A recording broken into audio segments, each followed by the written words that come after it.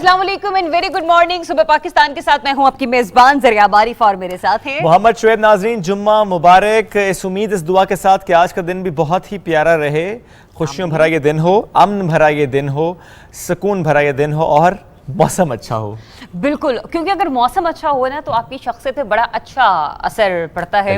आप अपने बहुत सारे काम जो हैं वो आसानी से कर लेते हैं। अगर आपको निकलना है बाहर, बहुत ज़्यादा धूप हो तो आप कहते हैं नहीं भी थोड़ा इंतजार कर लेता हूँ या कर लेती हूँ। लेज़ीनेस आपकी शख्सियत में जो है ना वो एक बेदार होकर सामने आती है, मंजर आम पर आती है और फिर आपके काम जो है वो होल्ड पर जाना शुरू हो जाते हैं। लेकिन कुछ लोग ऐसे हैं जो कि सख्त मौसम की परवाह किए बगैर अपने घरों से बाहर निकलते हैं, जिसमें बिलखुसूस हमारा मजदूर तबका है जो कि इस किस्म की तपिश को बालाए ताक रखते हुए अपने काम सर अंजाम देते हैं। लेकिन ओवरऑल जाहिर सी बात है मौसम की डिटेल्स हम आपको डेली तौर बताते हैं और आज भी आपको बताएंगे कि जनूबी पंजाब और बालाई सिंध में मौसम जो है वो शदीद गर्म रहेगा। ताहम बालाई खैबर पख्तूनख्वा, गिलगित बल्तिस्तान और कश्मीर में बाज़ मकामात पर तेज हवाओं और गरज चमक के साथ बारिश हो सकती है। शेम मेरे ख्याल से गर्मी के सीजन में ना हम उधर ही चलते हैं। ठीक है, चले ठीक है, बिल्कुल वैसे प्लान है इंशाल्लाह इस वीकेंड पे कश्मीर का। लेट्स सी कि जो हम खबरों में कहते हैं कश्मीर के मौसम से मुतालिक है, वाकई वहाँ पे मौसम इतना अच्छा है या नहीं, रोज जाके वहाँ पर। रियली? यस, ये तो आपने मुझे बताया ही नहीं। ब्रेकिंग न्यूज है। तो चले इस पे हम ब्रेक में बात करते हैं। अच्छा, और ये तो हमने बात मौसम की है। सूरज जो है वो आंखें दिखा रहा है, आग बरसा रहा है और इस साल आप सब जानते हैं कुछ इलाके ऐसे हैं जहाँ पर खुश्कसाली का सामना है। ऐसे में हम आपको लेकर चलते हैं चोलिस्तान, जिक्र हम वहाँ का करते हैं और सहराई चोलिस्तान को जो खुशहाली का सामना है और वहाँ के जो हालात हैं, जो वहाँ मुश्किलात का सामना करना पड़ा और वहाँ रहने वालों को, तो उनका दर्द और उनकी फ़िक्र हम उसका जिक्र करते हैं। Chief of army staff general Qamar Javed Bajwa sahab की हिदायत पर पाक फ़ौज ने सिविल इंतज़ामिया के साथ मिलकर खुशहाली से मुतासरा जो अफराद हैं उनको तिब्बी और इमदादी सहूलियात फराहम करने के लिए जो कैंप्स हैं उनका इनकाद किया है। कुछ मनाजिर इसके हम आपको इस वक्त वहाँ पर दिखा भी रहे हैं। बहावलपुर कोर की जानिब से चनन पीर का ये इलाका है जहाँ 42 बिस्तरों पर मुश्तमिल जो हीट स्ट्रोक सेंटर है इसको मरबूत किया गया और मुफ्त तिब्बी और खुशहाली रिलीफ कैंप जो है वो लगाया गया है। सिविल मिलिट्री इंतजामिया के मुश्तरका ताउन से हीट स्ट्रोक के इलाज की सहूलियात और वाटर बाउजर से लैस 3 मोबाइल हेल्थ टीमें सहराई चोलिस्तान में नकल मकानी करने वालों के लिए बनाई गई हैं और दूर दराज कैंप्स का दौरा भी जो है वो किया जा रहा है ताकि आबादी और जानवर दोनों को इलाज की सहूलियत प्रोवाइड की जाए, पानी की फराहमी को यकीनी बनाया जाए और मकामी तौर पर जो बनाए गए आबी ज़खायर हैं इसको भरने के लिए 70 देहात को 3 लाख लीटर से ज़्यादा पीने का साफ पानी फराहम किया गया है और ये कोशिश आगे चलकर भी जारी रहेगी। 5000 से ज़ायद मरीजों का इलाज किया गया है, मुफ्त अद्वियात उन्हें फराहम की गई हैं। मजीद एक चोलिस्तान के जो दूर दराज इलाके हैं वहाँ पर मुफ्त राशन पैक्स जो हैं वो भी तकसीम किए गए हैं, चूँकि ज़ाहिर है ये भी एक बड़ा मसला वहाँ पर रहने वालों के लिए है, स्पेशली इस ड्राउट की कंडीशन में। Corps commander Bahawalpur lieutenant general Khalid Zia साहब ने चनन पीर में free medical and drought relief camp का दौरा किया, जिसके मनाजिर इस वक्त हमको दिखा भी रहे हैं, जहाँ आर्मी अफसरान और कमिश्नर बहावलपुर की जानिब से इमदादी इकदाम पर तफसीली ब्रीफिंग दी गई है और चोलिस्तान में हालात को मामूल पर लाने तक मुकामी आबादी को पाक फौज की जानिब से हर मुमकिन ताउन की यकीन दहानी कराई गई है कि मिलकर यानी सिविल एंड मिलिट्री जो एडमिनिस्ट्रेशन है उनकी तरफ से ताउन जारी रहेगा ताकि वहाँ पर मौजूद लोगों को मैक्सिमम जो है फैसिलिटेट किया जा सके। बिल्कुल आपने दुरुस्त कहा और ये इस वक्त की अहम ज़रूरत भी है क्योंकि जिस किस्म का गर्म मौसम है ऐसे में हमारे वो भाई जो कि इन इलाकों में अपनी खदमात सर अंजाम दे रहे हैं, ना सिर्फ हमें उनका हौसला बुलंद करने की बहुत ज़रूरत है बल्कि इस मौसम की सख्तियों से ना सिर्फ उन्हें बचाने के लिए बल्कि जिन लोगों की निगरानी और तहफ़्फ़ुज़ के लिए वो वहाँ पर मौजूद हैं उन लोगों को भी मुकम्मल तहफ़्फ़ुज़ फराहम करने के लिए उनके हौसले हमें सराहने होंगे। पर ऐसे में जहां हम ये देख रहे हैं कि हमारी मिलिट्री क़यादत जो है वो ऐसे मकामात का रुख कर रही है, दौरा कर रही है, लोगों को एतमाद में ले रही है, उन्हें तहफ़्फ़ुज़ फराहम कर रही है, वहीं पर 25 मई को जो कुछ हुआ और ऐसे में जो हमारी लॉ इन्फोर्समेंट की एजेंसीज हैं, जो हमारे IG मैं इस्लामाबाद की बात करूंगी, मैं पंजाब पुलिस के हवाले से भी बात करूंगी, मैं सिंध पुलिस के हवाले से भी बात करूंगी, तो इन्होंने अपने तय जो इनको अहकामात दिए गए थे उन्हें बड़े भरपूर तरीके से अंजाम दिए और ऐसे में जब हम स्पेशली दारुल हुकूमत इस्लामाबाद की बात करते हैं तो वहां पर वज़ीर-ए-आज़म शहबाज शरीफ साहब ने रेड जोन का दौरा किया और वहां पर इन पुलिस जवानों से मुलाकात की, मुसाफा भी किया। ये विजुअल्स हम आपको दिखा रहे हैं, ना सिर्फ इनके हौसले को सराहा बल्कि वाज़ेह तौर पर एक जुमला कहा जो कि वाकई बहुत ज़रूरत है ऐसे में मुत्तहिद होकर रहने की कि आइन और कानून के मुताबिक चलेंगे तो मुल्क आगे बढ़ेगा। बिल्कुल ऐसा ही है और उन्होंने जब मुसाफा भी किया उनसे गुफ्तगू भी उनकी रही, तो उसके कुछ मनाजिर भी इस वक्त हम आपको स्क्रीन पर दिखा रहे हैं। चलें बढ़ते हैं आगे, और कौमी असम्बली में जो इस वक्त मामला सामने आ रहे हैं वो भी आपके साथ शेयर करते हैं। कौमी असम्बली ने इंतखाबात तरमीमी बिल 2022 की मंजूरी दे दी है, और बिल वजीर पार्लिमानी अमूर मुर्तज़ा जावेद अब्बासी साहब ने पेश किया था, जिसकी शकवार मंजूरी की गई है। और इंतखाबात एक्ट 2017 के सेक्शन 94 और सेक्शन 103 में तरमीम की गई हैं, जिनके जरिए इलेक्शन कमीशन को ज़िमनी इंतखाबात में ओवरसीज़ पाकिस्तानियों को वोटिंग के लिए पायलट प्रोजेक्ट करने का कहा गया है। इलेक्ट्रॉनिक और बायोमेट्रिक वोटिंग मशीनों का भी ज़िमनी इंतखाबात में पायलट प्रोजेक्ट किया जाएगा। और इस मौके पर वज़ीर कानून आज़म नज़ीर तारड़ साहब ने कहा कि आम इंतखाबात में इलेक्ट्रॉनिक वोटिंग और ओवरसीज़ वोटिंग के लिए वसाइल दस्तियाब नहीं हैं, और अब अपोजिशन की मज़ाहमत के बावजूद जो है वो बिल पास किए गए थे।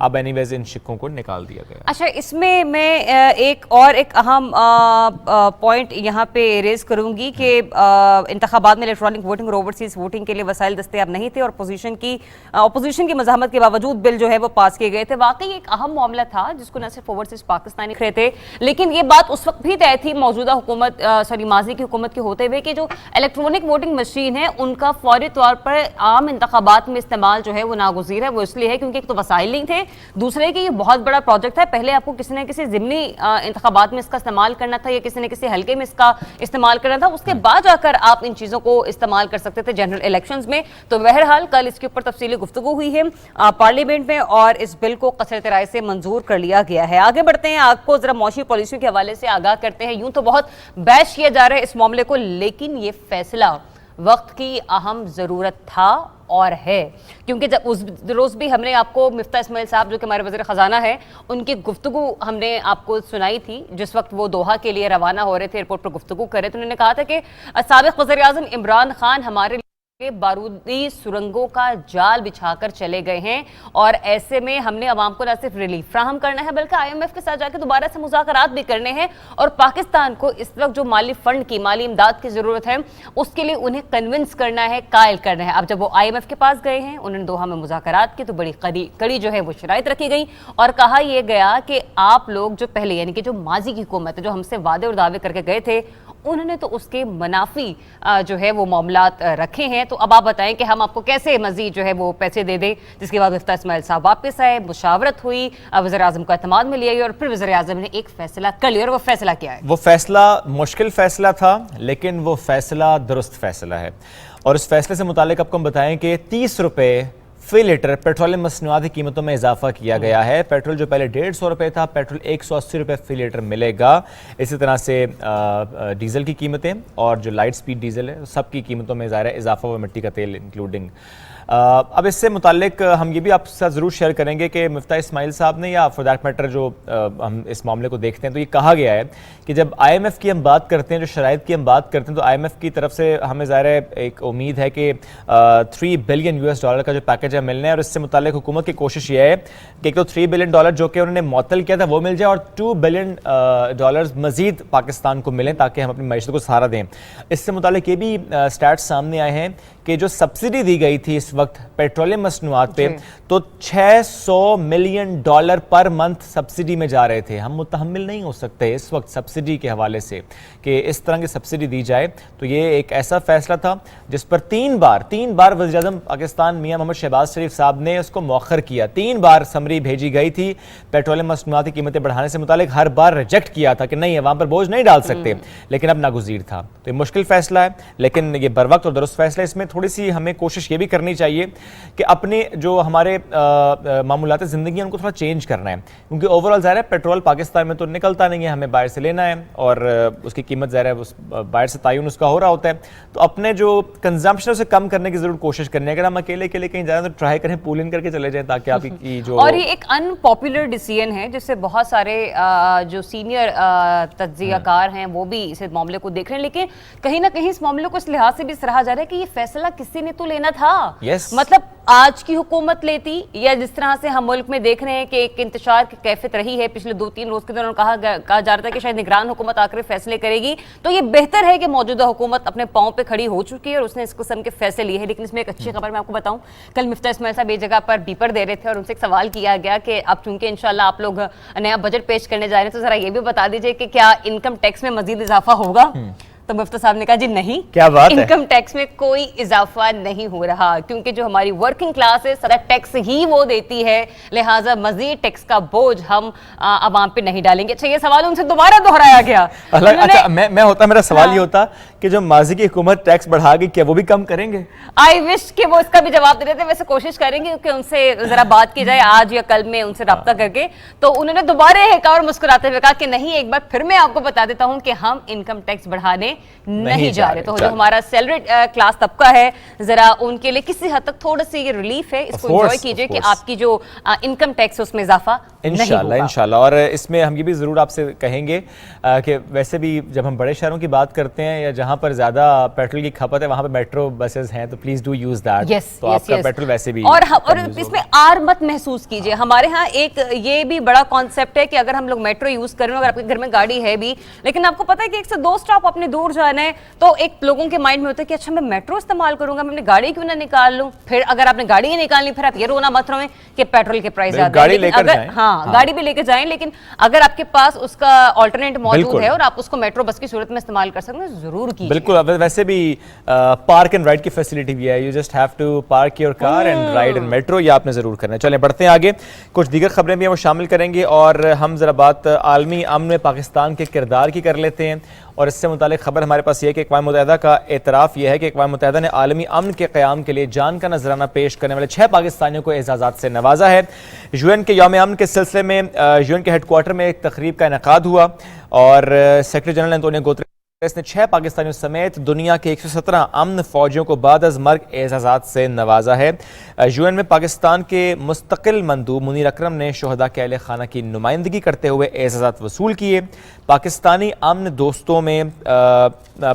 दस्तों में police lance corporal Tahir Akram, police lance corporal Adil जान, हवालदार मोहम्मद नईम साहब, NCE ताहिर महमूद, हवालदार मोहम्मद शफीक और इबराज सैयद शामिल हैं। बिल्कुल, ये एक अहम फैसला है जिसे हम सराह भी रहे हैं और उनके अहले खाना को हम इस सिलसिले में मुबारकबाद भी पेश करते हैं। यूँ तो एक बड़ा इंतहाई अहम मरला है, ये लोग अपने प्यारों से जो है वो जुदा हुए हैं, लेकिन जब इस किस्म के एजाज़ात से उन्हें नवाजा जाता है तो फिर शहदा के जो लवाहिकीन होते हैं उनका सीना फ़ख्र से चौड़ा हो जाता है। तो आपको ये बताएं कि ऐसे में अगर हम कहें कि इस वक्त वस्ती अफ्रीकी जमहूरिया, कब्रिस जमहूरिया, गांगो, माली और जनूबी सूडान और मगरबी ममालिक में अक़वाम मुत्तहिदा के ऑपरेशन में 4100 से ज़ायद फौजी और पुलिस अहलकार तैनात हैं। आप देखें जितने मुश्किल नाम है उतना ही मुश्किल काम है जो कि हमारे दस्ते कर रहे हैं वहाँ। बिल्कुल ऐसा ही, बिल्कुल। अच्छा, ये इसमें बड़ी इंटरेस्टिंग बात है, ये बात इसलिए भी मैं कर रही हूँ कि हमारे जो अफवाज है वो सिर्फ पाकिस्तान में रहते हुए अपने काम सरंजाम नहीं दे रहे हैं, वो सिर्फ यहीं पर सरहदों पर हमारे मामूर नहीं है, बल्कि दुनिया में हमारी अफवाज को जो हैसियत, जो रुतबा दिया जाता है और पहले 5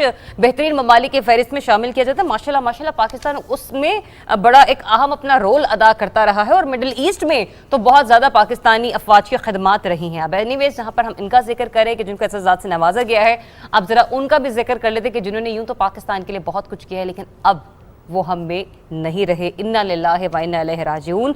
नामवर पाकिस्तानी कोहे पेमा अली रजा सतपारा साहिब इंतकाल कर गए हैं और पहाड़ से गिरकर जख्मी होने के बाद रीजनल हॉस्पिटल स्कर्दू में जनाब ज़ेर इलाज रहे। कुछ अरसा मरहूम की उम्र जो है वो बताई जाती है कि 66 बरस थी और अली रज़ा 1986 से वो कोहे पेमाई के शोबे से जो हैं वो वाबस्ता रहे हैं। ताहम नमाज जनाजा आज दिन 10 बजे ओल्ड यंग इमाम बारगाह में अदा की जाएगी। तो अल्लाह ताला आपके दर्जात बुलंद करे, आपके अहले खाना को सब्र हिम्मत अता फरमाए और ऐसे में वो कोहे पेमा जो इस वक्त भी किसी न किसी चोटी को सर करने में मसरूफ़ अमल है, अल्लाह ताला उन्हें अपनी हिफाजत में रखे। आमीन। जो बिछड़ जाने का तज़किरा आपने किया तो एक और शख्सियत मुझे याद आ गई, पाकिस्तान की सफ़ अव्वल के अदाकारा रानी, उनकी आज 29वीं बरसी भी मनाई जा रही है। तो उनके हवाले से अगर हम जिक्र करें तो इन तो दिलों पर राज किया और 100 से ज़ायद उर्दू फिल्मों में जलवागर हुई। तो इनकी ज़िंदगी से मुताल्लिक, इनकी खदमात से मुताल्लिक और करियर से मुताल्लिक एक रिपोर्ट है, आइए मिलकर देखते हैं। था यकीन के आएगी ये रात कभी, था यकीन के आएगी। अदाकारा रानी बेगम ने 1946 में नासरा के नाम से आंख खोली। मरूफ गुलकारा मुख्तार बेगम के यहाँ फनी तरबियत हासिल की। हदायतकार अनवर कमाल पाशा की फिल्म महबूब में फिल्मी नाम रानी से फनी कैरियर का आगाज किया। फिल्म नाकाम हो गई मगर रानी बेगम पर फिल्मी दुनिया के दरवाजे खुल गए।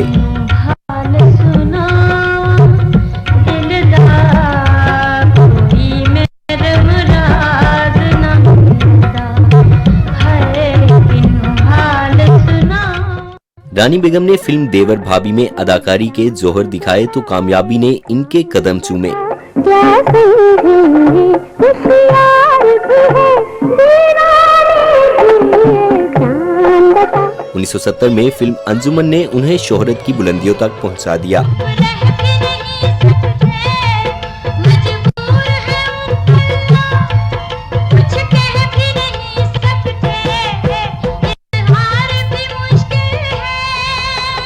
रानी बेगम 103 उर्दू और 68 पंजाबी फिल्मों में जलवागर हुई। पाकिस्तान टेलीविजन के लिए कई ड्रामा सीरीज में अदाकारी के जोहर दिखाए। कौन थी? ये कौन हूँ? कभी सवेली में आई थी, 12 साल की थी मैं। रानी बेगम की चॉकलेटी हीरो वहीद मुराद और अदाकार शाहिद के साथ फिल्मी जोड़ी बहुत कामयाब रही। अदाकार रानी का शुमार पाकिस्तान की खूबरू हीरोइन में होता था।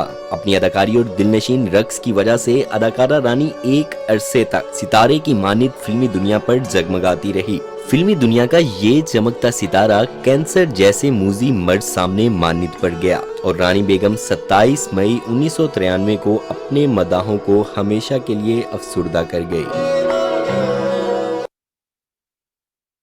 तो ये रिपोर्ट आपने मुलाहिज़ा की और डेफिनेटली मरहुमा की जो खदमात हैं वो पाकिस्तान के लिए हमेशा याद रखी जाएंगी। रानी का तस्करा तो हमने किया, लेकिन ये एक रानी नहीं है, पाकिस्तान के हिस्से में बहुत सी रानियां मौजूद हैं। जैसे कि आप रानी चलें डाल दें, अब मेरा नाम भी उन्हीं रानियों में, लेकिन मैं किसी और रानी की बात कर रही हूँ और वो रानियों की बात कर रही हूँ।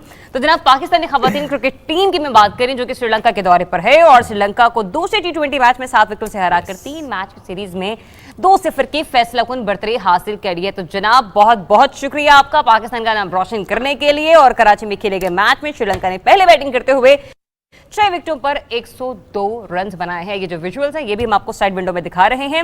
ऐसे में हसीना परेरा ने 35 और नीलाक्षी डिसल्वा ने 21 रन बनाए हैं। और ये सना ने मुझे बहुत तंग करके रखा है, ये भी हमारी प्रोड्यूसर और ये भी हमारी शुक्रानी रानी है। कभी कहते जरा आप राइट पे हो जाए, कभी कहते जरा आप लेफ्ट पर हो जाए। एनीवेज दोबारा कंटिन्यू करती। अब पढ़ते पढ़ते बंदा ऐसे भी हो सकता सदा, ऐसे भी हो सकता हील पहनी हुई, यार थक जाती हूँ।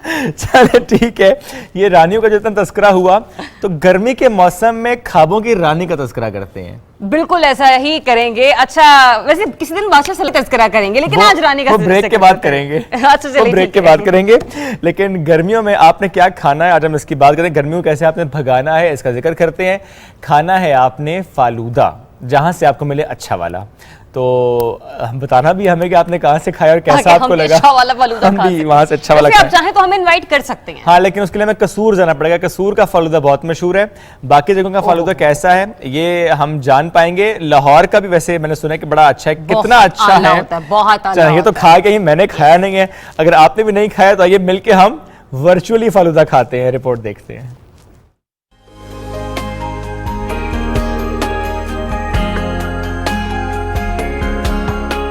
नाजरीन, खाने पीने के मामलात को अहले लाहौर से ज्यादा कौन जानता है। यही वजह है कि शहरियों ने गर्मी से बचने के लिए रवायती ठंडे मशरूबात का सहारा लेना शुरू कर दिया है। शाम होते ही शहरियों ने रबड़ी दूध की दुकानों का रुख किया, जहां वो बादाम, पिस्ता और इलायची के इम्तिजाज से रबड़ी वाला दूध नोश करके यकबस्ता हो जाते हैं। ठंडी सौगात है तो इसलिए जब टाइम मिलता है, ज़्यादा गर्मी लगती है तो यूनिवर्सिटी से कॉलेज से फ्री हो के हम लोग आ जाते हैं। ऐसे में शहरी अपनी फैमिली के हमरा बड़े ज़ौक़ व शौक के साथ इस मार्केट का रुख करते हैं। ऐसे में कुछ का इंतखाब लजीज फलूदा होता है। मैं जब भी अनारकली आता हूँ ना, यहाँ की सबसे अच्छी शॉप यही है। मतलब बड़ा मज़ा आता है, बैठते हैं। मैं अपने दोस्तों को भी काफ़ी बार ले आता हूँ, बहुत अच्छा लगता है यहाँ पर फलूदा खा के। लाहौर में गर्मी बहुत है तो हम अक्सर यहाँ पे फलूदा खाने आते रहते हैं। तो आज भी हम दोस्तों के साथ यहाँ पे फलूदा खाने आए हैं। रबड़ी दूध और फलूदा तैयार करने वालों का कहना है कि ग्राहकों की सेहत का ख्याल रखते हुए खालिस अशिया का इस्तेमाल करते हैं। जायके में मीठा और मुख्तलिफ सेहत बख्श अशिया से तैयार शुदा ये मशरूब इंसानी सेहत के लिए बहुत फायदेमंद भी है और तवाना भी। चलें जी, ये फालूदा आपने एंजॉय किया। अगर नहीं खाया तो अब जाकर आपने जरूर खाना है। हम एक ब्रेक की तरफ बढ़ रहे हैं, फालूदा खाने नहीं जा रहे, अगले मेहमान को रिसीव करने जा रहे हैं। वापस आते हैं, स्टे ट्यून।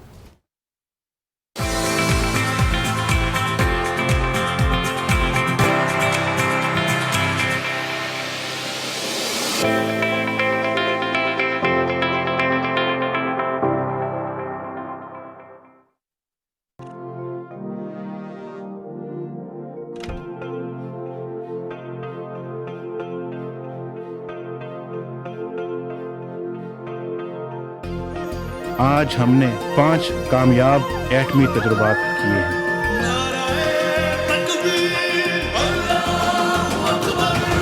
बन गए जब सूरते तकदीर हम, हो गए नाकाबिले तस्खीर हम।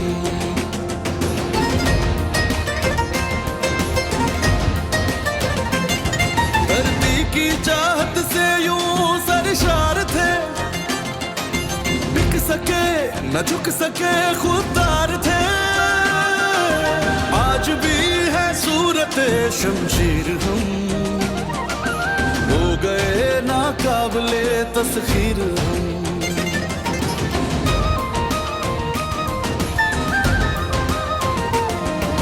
मईशत को करेंगे अब हम रवां, हिल उठेंगी चार सू खुशहालियां, फिर लिखेंगे एक नई तकदीर हम, हो गए नाकाबिले तस्खीर हम।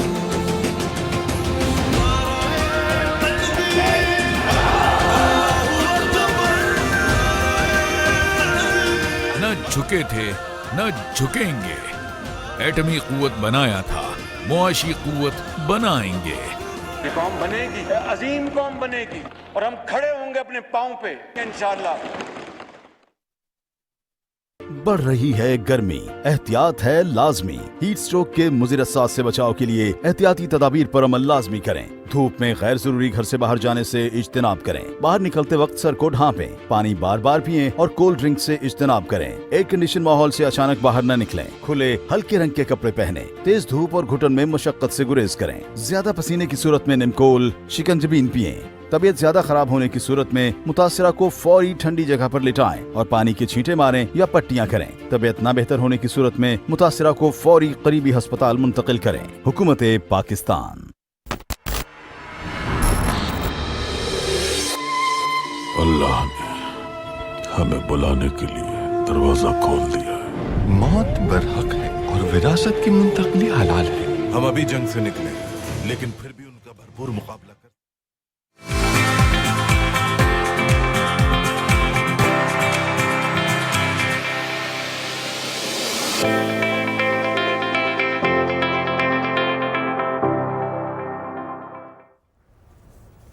जी वेलकम बैक नाज़रीन। ब्रेक के बाद आपको एक बार फिर से खुशामदीद कहते हैं। और ब्रेक के बाद हम लोग खासे बड़े एक्साइटेड नजर आ रहे हैं आपको, वो इसलिए क्योंकि हमारे एक ऐसे पाकिस्तानी हैं जिन्होंने एक बहुत अच्छा कारनामा सर अंजाम दिया। यूँ तो 7 पाकिस्तानी से पहले भी अपना नाम इसमें रोशन करवा चुके हैं, लेकिन माशाल्लाह माशाल्लाह ये काम और ये कारनामा ऐसा होता है कि आप कानों को हाथ लगाते हैं कि कैसे आपने जाना है, कैसे ये मुकम्मल होगा। प्लानिंग बड़ी करनी पड़ती है, कभी मौसम बहुत सख्त होता है, उसकी सख्तियां भी आपको झेलनी पड़ती हैं। तो वो जरा स्टोरी आज हम आपके साथ शेयर करने जा रहे हैं। हुंज़र से ताल्लुक है जनाब इन अहम शख्सियत का।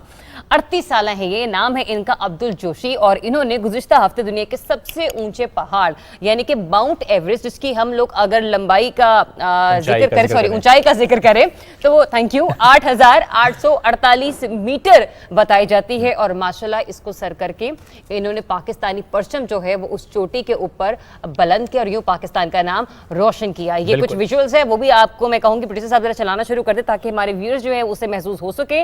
और कोह पेमाओं में अपनी गैर मामूली महारत की वजह से इन्हें एक नाम दिया गया है और वो नाम है पैथ फाइंडर, यानी कि रास्ता तलाश करने वाला। बड़ा प्यारा नाम ऐसे दिया कि इसका भी ये राज इनसे पूछेंगे। और ये वो जो मुहिम है इनकी, ये 22 अप्रैल को शुरू हुई और वो 15 मई को कैंप 4 में पहुंचे। तो 22 अप्रैल से 15 मई का सफर खासे दिन है, मेरे ख्याल में कोई 20-25 दिन बन जाते हैं बिल्कुल ऐसे और ही है। काफी इंटरेस्टिंग है। और साथ ही साथ पिछले साल अप्रैल में भी जोशी ने सरबाज खान के साथ मिलकर 8,091 मीटर ऊंची अन्नपूर्णा चोटी सर की थी और उनकी पहली चोटी जो है वो 6,050 मीटर की मांगलंग सर थी। अच्छा, इसमें तो बहुत सारी डिटेल्स है, मैं बताने बैठ गई तो फिर उनसे हम क्या बात करेंगे, तो उन्हें वेलकम करते हैं। बिल्कुल जी, बिल्कुल वेलकम करते हैं अब्दुल जोशी को। अस्सलाम वालेकुम जी, कैसे हैं आप? अल्हम्दुलिल्लाह सर, सबसे पहले तो बहुत बहुत मुबारक हो। Thank you so much. और इसके अलावा शुक्रिया इस बात का कि जब से वापस आए हैं तो सुबह Pakistan is the first show जहां उन्होंने वादा किया था कि वो आएंगे and he is right here, तो इसके लिए भी शुक्रिया। आई रिमेंबर जो नाम आपका बनना शुरू हुआ, अभी तो ज़ाहिर है माउंट एवरेस्ट की वजह से भी नाम बन रहा और बनेगा, लेकिन पासुकोंस जब आपने सर की थी तो उस वक्त ज़्यादा आप मीडिया में हाईलाइट हुए थे, क्योंकि आपके हवाले से कहा जाता है कि आप नए रास्ते तलाश करने में और वो चोटियां सर करने की कोशिश करते हैं जो सर ना हुई हो। तो ये बड़ा एक मुनफरद सा आपका एक अंदाज है। तो पहले माउंट एवरेस्ट पर आते हैं, फिर हम एक इनकी लाइफ जर्नी और इनकी सारी जो एक रूटीन है उस पर बात करेंगे। थोड़ा माउंट एवरेस्ट, कितनी बड़ी टीम थी, कब आपने डिसाइड किया और कब आपने इसको स्टार्ट किया? कुछ तो टाइमलाइन जरिए आपने शेयर किया, बट पूरी टाइमलाइन शेयर कीजिएगा। आप बताएं खुद से। बिल्कुल। Thank you so much. असल में मैं कोशिश करूँगी कोई नए प्रोजेक्ट जो ना वो सामने लेके आ जाऊँ, और मैंने एक प्रोजेक्ट डिज़ाइन किया था जो मेरा एक मिशन है, वो मैं चाह रहा हूँ कि वर्ल्ड में थोड़ा यूनिक हो। ओके। और जो क्या पता है कि वर्ल्ड में 8,000 मीटर माउंटेन्स हैं, तो उसमें काफ़ी लोगों ने सबमिट किया हुआ है माशाल्लाह से। अभी सरबाज खान बिल्कुल लास्ट पे हैं, तो अल्लाह ताला उसको बिल्कुल अल्लाह ने कामयाब करे, लंबी ज़िंदगी दे और उसको सेहतयाब रखे, और वो जाके अभी भी जो है ना वो अपने मिशन पे हैं। तो आज उसने केम3 आज मोकलो की केम3 में वो ऑन द वे। अच्छा। सो ये कि कल इंशाल्लाह में गुड न्यूज़ मिलेगा।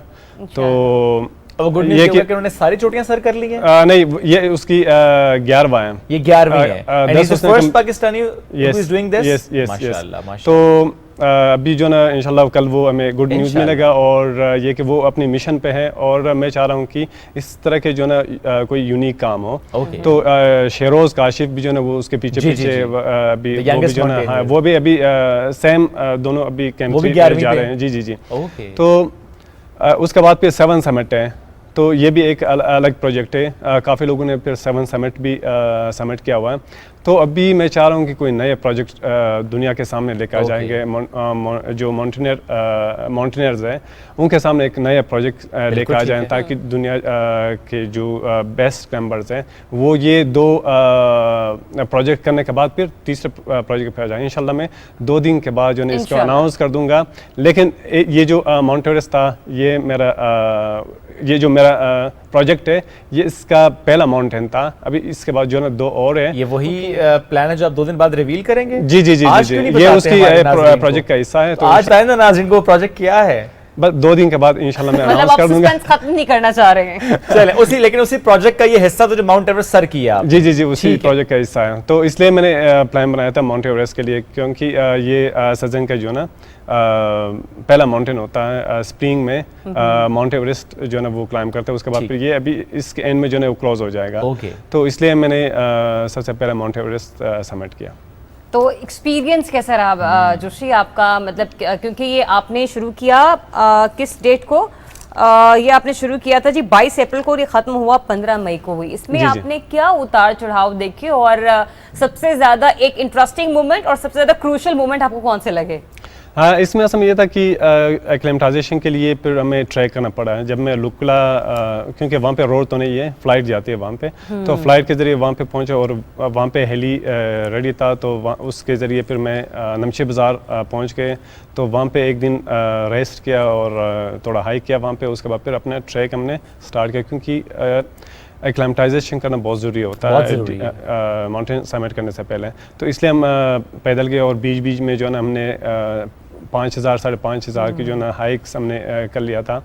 और उसके बाद जाके एक लबुचे नाम के एक पीक है, तो 6,119 मीटर है। तो वो एक्लेमेटाइजेशन के हमने वो समिट कर लिया बेस कैंप से एक दिन पहले। तो फिर वो करने के बाद हम बेस कैंप पहुँच गए। वहाँ पे फिर 2 दिन हमने रेस्ट किया, फिर अपना हाइक जो है ना हमने 1-2 दिन में फिर दोबारा हमने हाइक किया। उसके बाद फिर हमें जो फर्स्ट रोटेशन था हमने उस पर जाना था, तो हम वहाँ से कैंप 1 वहाँ पे हमने एक रात गुजारे। उसके बाद कैंप 2 वहाँ पे एक रात गुजारे। उसके बाद फिर जाके कैंप 3 हमने स्टैब्लिश करके वापस बेस कैंप आ गया। तो ये हमारा एक्लेमेटाइजेशन कंप्लीट हो गया था। फिर बीच में जो ना थोड़ा गैप था हमारे पास, तो उस गैप में जो ना हमने अपना एक्लेमेटाइजेशन जारी रखा था, क्योंकि हाइक्स जो ना जो एरिया है पूरे हमने वो हाइक किया था।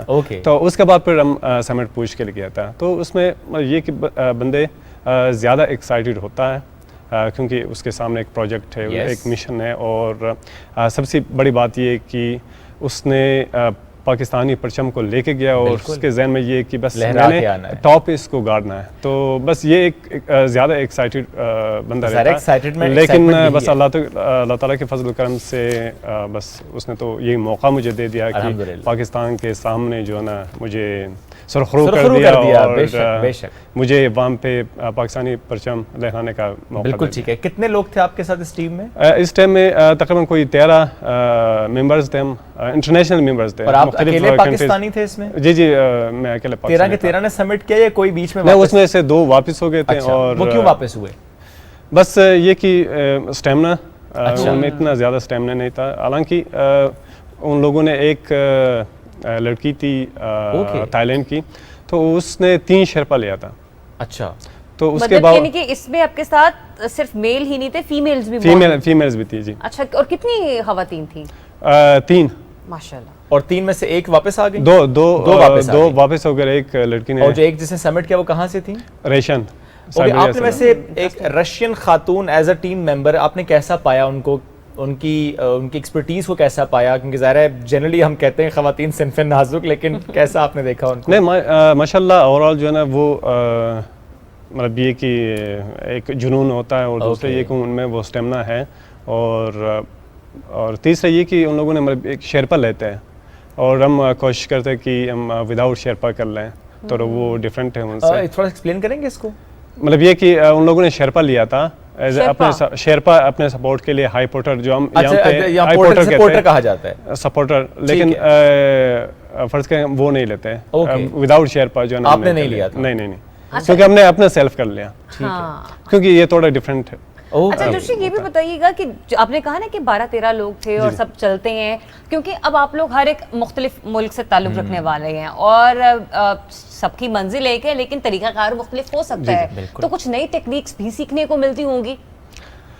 असल में ये कि नई टेक्निक तो ओवरऑल एक ही है, लेकिन जो कम्बो आइस फॉल वहाँ पे जो करवेज से वहाँ पे जो ना सीढ़ीज लगे हुए हैं। अच्छा, तो वो मतलब मेरे लिए नया था, क्योंकि करवेज के ऊपर से सीढ़ी को क्रॉस करना ये थोड़ा डिफरेंट था। बाकी ओवरऑल जो है ना रूट जो है ना वो सेम ही है, और जो आइस वॉल्स होते हैं वो सेम ही है। ये क्रेविस पे सीढ़ी, ये भी मैं चाहूंगा जरा एक्सप्लेन करिए, व्हाट डज दैट मीन? ये वो खला होती है? जी खला होती है, एक स्पेस दरारें होती है ना, वो तो स्पेस होती है, ठीक है। जो ग्लेशियर जो है ना वो टूट के ना वो दरारें पड़ती है, तो वो काफी लंबा होता है, तकरीबन कोई 6 फुट 10 फुट 12 फुट के ऊपर आपने सीढ़ी से जाना है। सीढ़ी गहराई के नीचे वो तो काफी होता है, तकरीबन 100 फीट भी हो सकता है, 50 फीट भी हो सकता है। और ये आपके लिए एक मुश्किल तरीन मोमेंट था वहाँ का? जी, वो उस पे चलना कि जब कपाहट शुरू होगी और क्रैम्पॉन्स के साथ जो है वहाँ पे चलना शुरू होता है, क्योंकि उस पे अपना बैलेंस रखना जो है ना वो,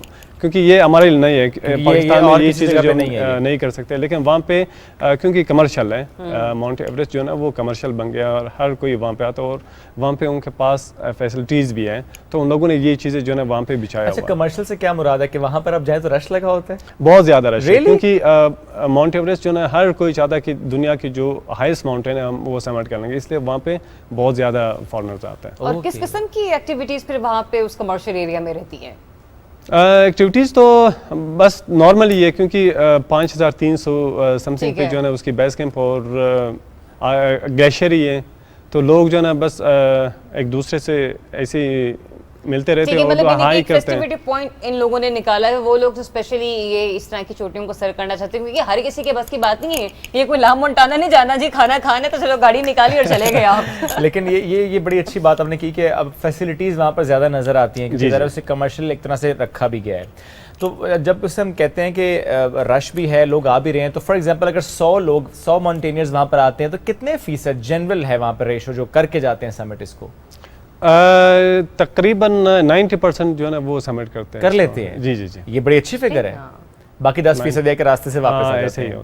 मौसम आपने कहा कि spring was a good weather for that, तो ये अच्छा मौसम था। मौसम ने तंग तो नहीं किया? बिल्कुल, मौसम ने शुरू में काफ़ी तंग किया था। अच्छा, लेकिन उसके बाद कोई 10 मई के बाद जो है ना मौसम सही रहा, और हर दिन जो ना, क्योंकि वहाँ पे बहुत सारे कंपनीज अपने ग्रुप्स लेके आते हैं और हर कंपनी ने जो ना अलहदा अपने लिए एक डेट फिक्स किया था, तो अपने डेट पे जो ना वो जाके उन लोगों ने सबमिट किया है। अभी पिछले सालों में आपने देखा होगा एक नीम्स का भी एक वो आया था पिक्चर कि साउथ समिट से टॉप तक जो ना लाइन लगे हुए हैं, तो वहाँ पे जो ना फिर काफ़ी मुश्किल होता है क्रॉसिंग करना।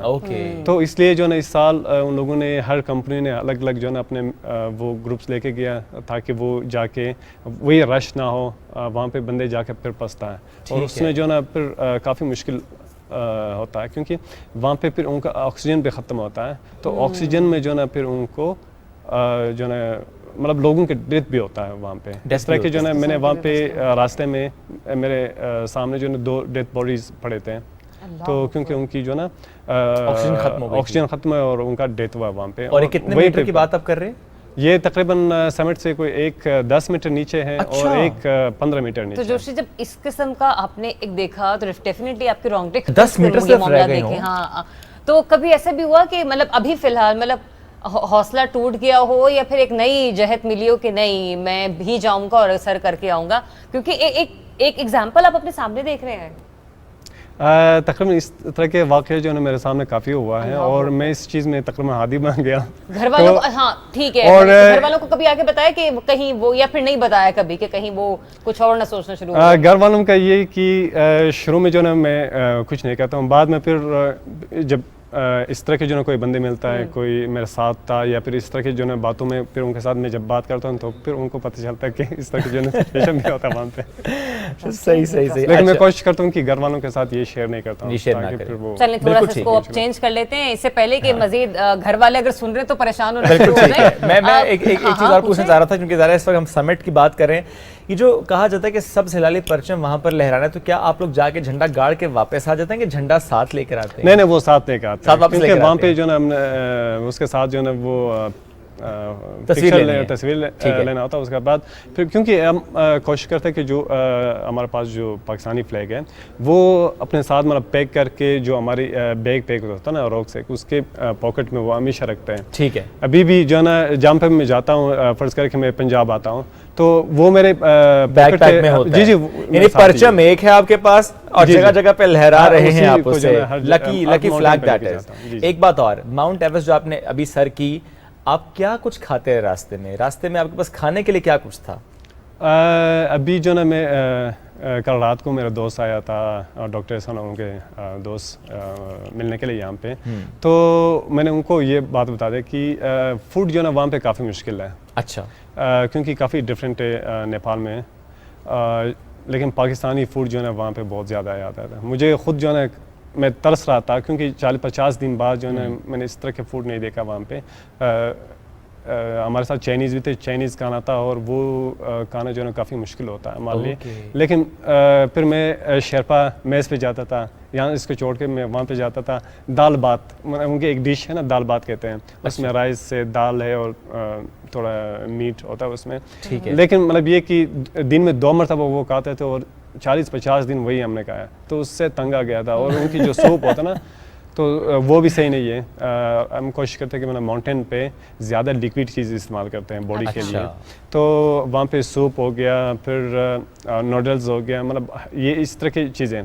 लेकिन वो थोड़ा डिफरेंट है, वो काफ़ी मुश्किल होता है हमारे लिए। इसलिए जो ना वो स्टेमिना और जो एनर्जी है हमारा वो काफ़ी कम होता है। तो काफी एडवेंचरस रहता है। तो ऐसे में फिर डेफिनेटली, क्योंकि आपने कहा ना कि आपको एनर्जी ज्यादा चाहिए, तो आप लोग फैट्स कम लेते होंगे, प्रोटीन ज्यादा, फाइबर का ज्यादा इस्तेमाल रखते हैं। ऐसे ही होता है। तो कुछ ड्राई फ्रूट्स वगैरह भी साथ लेके जाते हैं? ड्राई फ्रूट भी लेके जाते हैं। वो तो बहुत ज़रूरी है, क्योंकि हमारे आपको पता है कि हुंजा का जो खुबानी है वो बहुत ही टेस्टी है। तो ड्राई खुबानी जो ना वो माउंटेन बहुत ज़बरदस्त। वैसे भी ज़रा वजन कम है, ले जाना आसान है और उसकी अफादियत ज़्यादा है। और इस तरह के जो ना एनर्जी जेल हो गया, एनर्जी बार्स हैं, तो इस तरह की जो इस तरह की जो चीज़ें लेके। एक और बात बताएं, ये माउंट एवरेस्ट के टॉप से नज़ारा कैसा होता है? माउंट एवरेस्ट क्योंकि हमने बहुत ही जल्दी समिट किया था, पाकिस्तानी टाइम के मुताबिक कोई 3:30 बजे। अच्छा, सुबह रात को, यानी अंधेरा था? थोड़ा अंधेरा था। तो फिर मैंने कोशिश किया कि कोई 5-10 मिनट मैंने इंतज़ार किया, उसके बाद फिर पाकिस्तानी फ्लैग के साथ मैंने पिक्चर निकाला। अभी वो पिक्चर आप देखेंगे थोड़ा डार्क आया हुआ है। अच्छा, क्योंकि और वो कितनी देर तक आपने वहाँ रहना होता है ऊपर?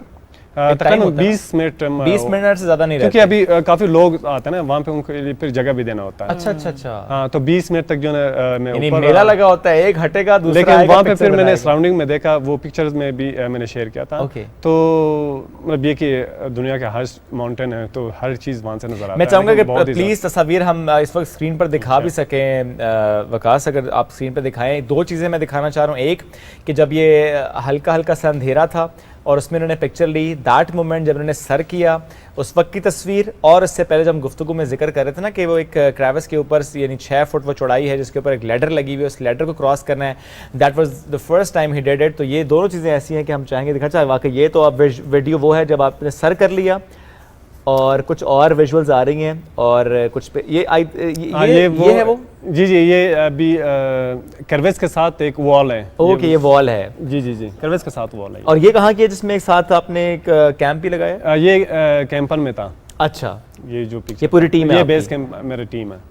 इंटरेस्टिंग, काफी अच्छी चीजें लग रही हैं। और चले फिर? नहीं भाई, इतनी दूर ये ड्रामे मेरे से नहीं हो सकते। ये वही कर सकते हैं जिनका बहुत हौसला है और जो बहुत पहले से करते रहे हैं। मैं तो गाड़ी लेके कभी मरी नहीं जाती हूँ अकेले, ठीक है, क्योंकि यार कोई किसी ने, मेरी गाड़ी है, लेके चलाना है किसी ने, तो चलो मोस्ट वेलकम, चलते हैं। इसके अलावा अब क्या प्लान्स हैं? मतलब एक तो आपका कंटिन्यू चल रहा है ना? अभी मैंने आप लोगों से शेयर वो तो आपने कहा वो प्लान नहीं बताएंगे, लेकिन हम दो दिन बड़े शरारती हैं, हम ना निकलवा रहे हैं आहिस्ता आहिस्ता। अगली चोटी कौन सी सर करनी है? 2 दिन बाद। 2 दिन अनाउंस कर वो तो प्लान बताएंगे ना वही यास में, वो इसी चोटी तो इसी में आता है। समझे कोई नहीं सुन रहा, बस हम दोनों सुन रहे हैं। कौन सी चोटी है? नहीं, कोई इशू नहीं है। अभी नेक्स्ट जो है मेरा केटू है, इंशाल्लाह। अभी और केटू आप एक बार ट्राई कर चुके हैं, लेकिन हुआ नहीं था जी। कैंप 3 तक पहुंच गए थे, तो फिर दैट वाज बैक इन किस ईयर की बात है ये? 2015 2015 की बात है। अच्छा, उस वक्त क्या हुआ? केटू सर क्यों नहीं हुई थी? उस वक्त ये हुआ था कि जब हम कैंप 3 हमने इस्टेब्लिश किया था पहले से, तो उसके बाद हम बेस कैंप में हमने रेस किया था फिर एनर्जी बढ़ाने के लिए। उसके बाद फिर हम समिट पुश के लिए गया। जब हम कैंप 1 के करीब पहुंचे तो रॉक फॉल वहाँ पे बहुत ज़्यादा, तो एक नेपाली का बाजू जो है यहाँ से टूट गया था। फिर उसको रिस्क्यू करके बेस कैंप लाया। तो जिस दिन हमने कैंप 3 पहुँचना था ना, तो उस दिन जो है ना कैंप 3 में एवलांच ने हमारे जो कैंप 3 था वो हिट किया था, और कुछ भी नहीं रहा हमारा सामान वहाँ पे। तो उस वजह से जो है हमने अपना एक्सपीडिशन कॉल ऑफ किया। और उसी साल जो ना हर एक ने जो ना वो अपना एक्सपीडिशन कॉल ऑफ किया था, क्योंकि 7 समिट्स का भी था। उन लोगों का जो ना सामान पड़े थे नीचे, एवलांच ने वो ख़त्म किया था, दब गया था वो अंदर। तो इसलिए जो ना उस साल समिट नहीं हुआ किसी का भी। तो अब आपने केटू सर कब करनी है, कब का प्लान है आपका? इंशाल्लाह बस ये 12 जून को मैं जाऊँ। 12 जून को, यानी आपने समर एक्सपीडिशन करनी है? जी जी। और इसमें कितना टाइम लगेगा आपको? मतलब क्या है? तकरीबन 40 दिन। तकरीबन 40। 12 जून से सफर का आगाज हो जाएगा। जी जी जी जी। हम सब दुआ भी करेंगे और हम सब इंतजार भी करेंगे अच्छी खबर का भी, और उसके बाद दोबारा आपको यहाँ दावत देने का भी इंशाल्लाह। और केटू के बाद नेक्स्ट प्लान क्या होगा वो मैं बता दूंगा इंशाल्लाह बाद में। देखिए, मैंने आपसे केटू निकलवा लेते तो अब मैं अभी निकलवा लूंगा। अभी पहले उसको केटू तो बेचारे को सर कर लेंगे। इंशाल्लाह केटू सर होगी जी, क्यों नहीं होगी। अच्छा, वैसे टोटल कितनी अभी तक आप सबमिट कर चुके हैं? बस 8000 ये मेरा दूसरा है। ओके। और ब्रॉड पीक गशापुर 2 भी मैंने ट्राई किया था, लेकिन बैड वेदर की वजह से जो है मैं वापस हो गया था। ठीक है। तो बाकी 6000 जो पीक से इस तरह की जो है मैंने अनक्लाइम पीक्स मैंने सबमिट किया था। और विंटर में भी जो है 6000 पीक्स 2-3 मैंने किया था सबमिट। और मैंने कोशिश किया था कि पाकिस्तान में टूरिज्म प्रमोट करने के लिए मैंने पासेस एक्सप्लोर किया। I was about to ask कि अच्छा आपने पीक्स तो सबमिट किए, आपने पासेस भी एक्सप्लोर किए? जी जी। तो कौन कौन से पासेस? पासेस तकरीबन स्नो लेक के सराउंडिंग में जो है ना कोई 7 पास आता है। तो उसमें से तकरीबन कोई 3 पास मैंने नए एक्सप्लोर किया वहाँ पे। तो उससे हट के जो है मैंने काफ़ी तकरीबन पासेस जो है ना कोई 14-15 होता है, तो वो मैंने कर लिया था। और साथ में आप 3 मतलब 4 लगा होगा सब कुछ। आप शादीशुदा हैं? जी जी। बीवी इजाज़त दे देते कि जाएं करके एक्सप्लोर, या कहते हैं नहीं नहीं कुछ का टाइम हमें भी दे दे घर को? कहते हैं कि किसी कामयाब पीछे बंदे के औरत का हाथ होता है, औरत का हाथ होता है, यही है। जब मतलब मैं जाता हूँ तो मेरे पीछे जो ना ज़ाहिर बात है कि मेरे वाइफ का हाथ है, और जब मैं निकलता हूँ तो वो दुआ करती है, और उनकी दुआओं की वजह से ये चीज़ें मुझे। कभी उन्होंने तो नहीं कहा साथ ले चलो? लेकिन ये कि उसने भी 6000 मीटर। अच्छा, माशाल्लाह। फर्ज के फिर सपोर्ट बनती है। जी जी। फिर वो और मैं चाहता हूँ, क्योंकि अभी मैं थोड़ा अपने प्रोजेक्ट के साथ मसरूफ़ हूँ, इंशाल्लाह इन फ्यूचर जो ना मैं उसको अपने साथ इंशाल्लाह। ऑल द बेस्ट जी, आपके लिए भी, आपकी वाइफ के लिए भी, और तमाम माउंटेनर्स के लिए भी जो जिस प्लान के साथ आगे बढ़ रहे हैं। हम सब से रिक्वेस्ट है, यानी जो हमें इस वक्त सुन रहे हैं, कि आप सब ने दुआ करनी है उनकी नेक्स्ट एक्सपीडिशन के लिए, जो कि है K2। इंशाल्लाह 12 जून से उनका सफ़र का आगाज़ होगा। 40 दिन का ये सफ़र है, और हम इंशाल्लाह आपको अपडेट भी करेंगे जो खबरें हम तक पहुँचेंगी। एक ब्रेक की तरफ बढ़ें। बिल्कुल, एक ब्रेक की तरफ बढ़ते हैं। ब्रेक से वापस आते हैं अपने एक नए मेहमान के साथ, तो स्टे ट्यून सुबह पाकिस्तान।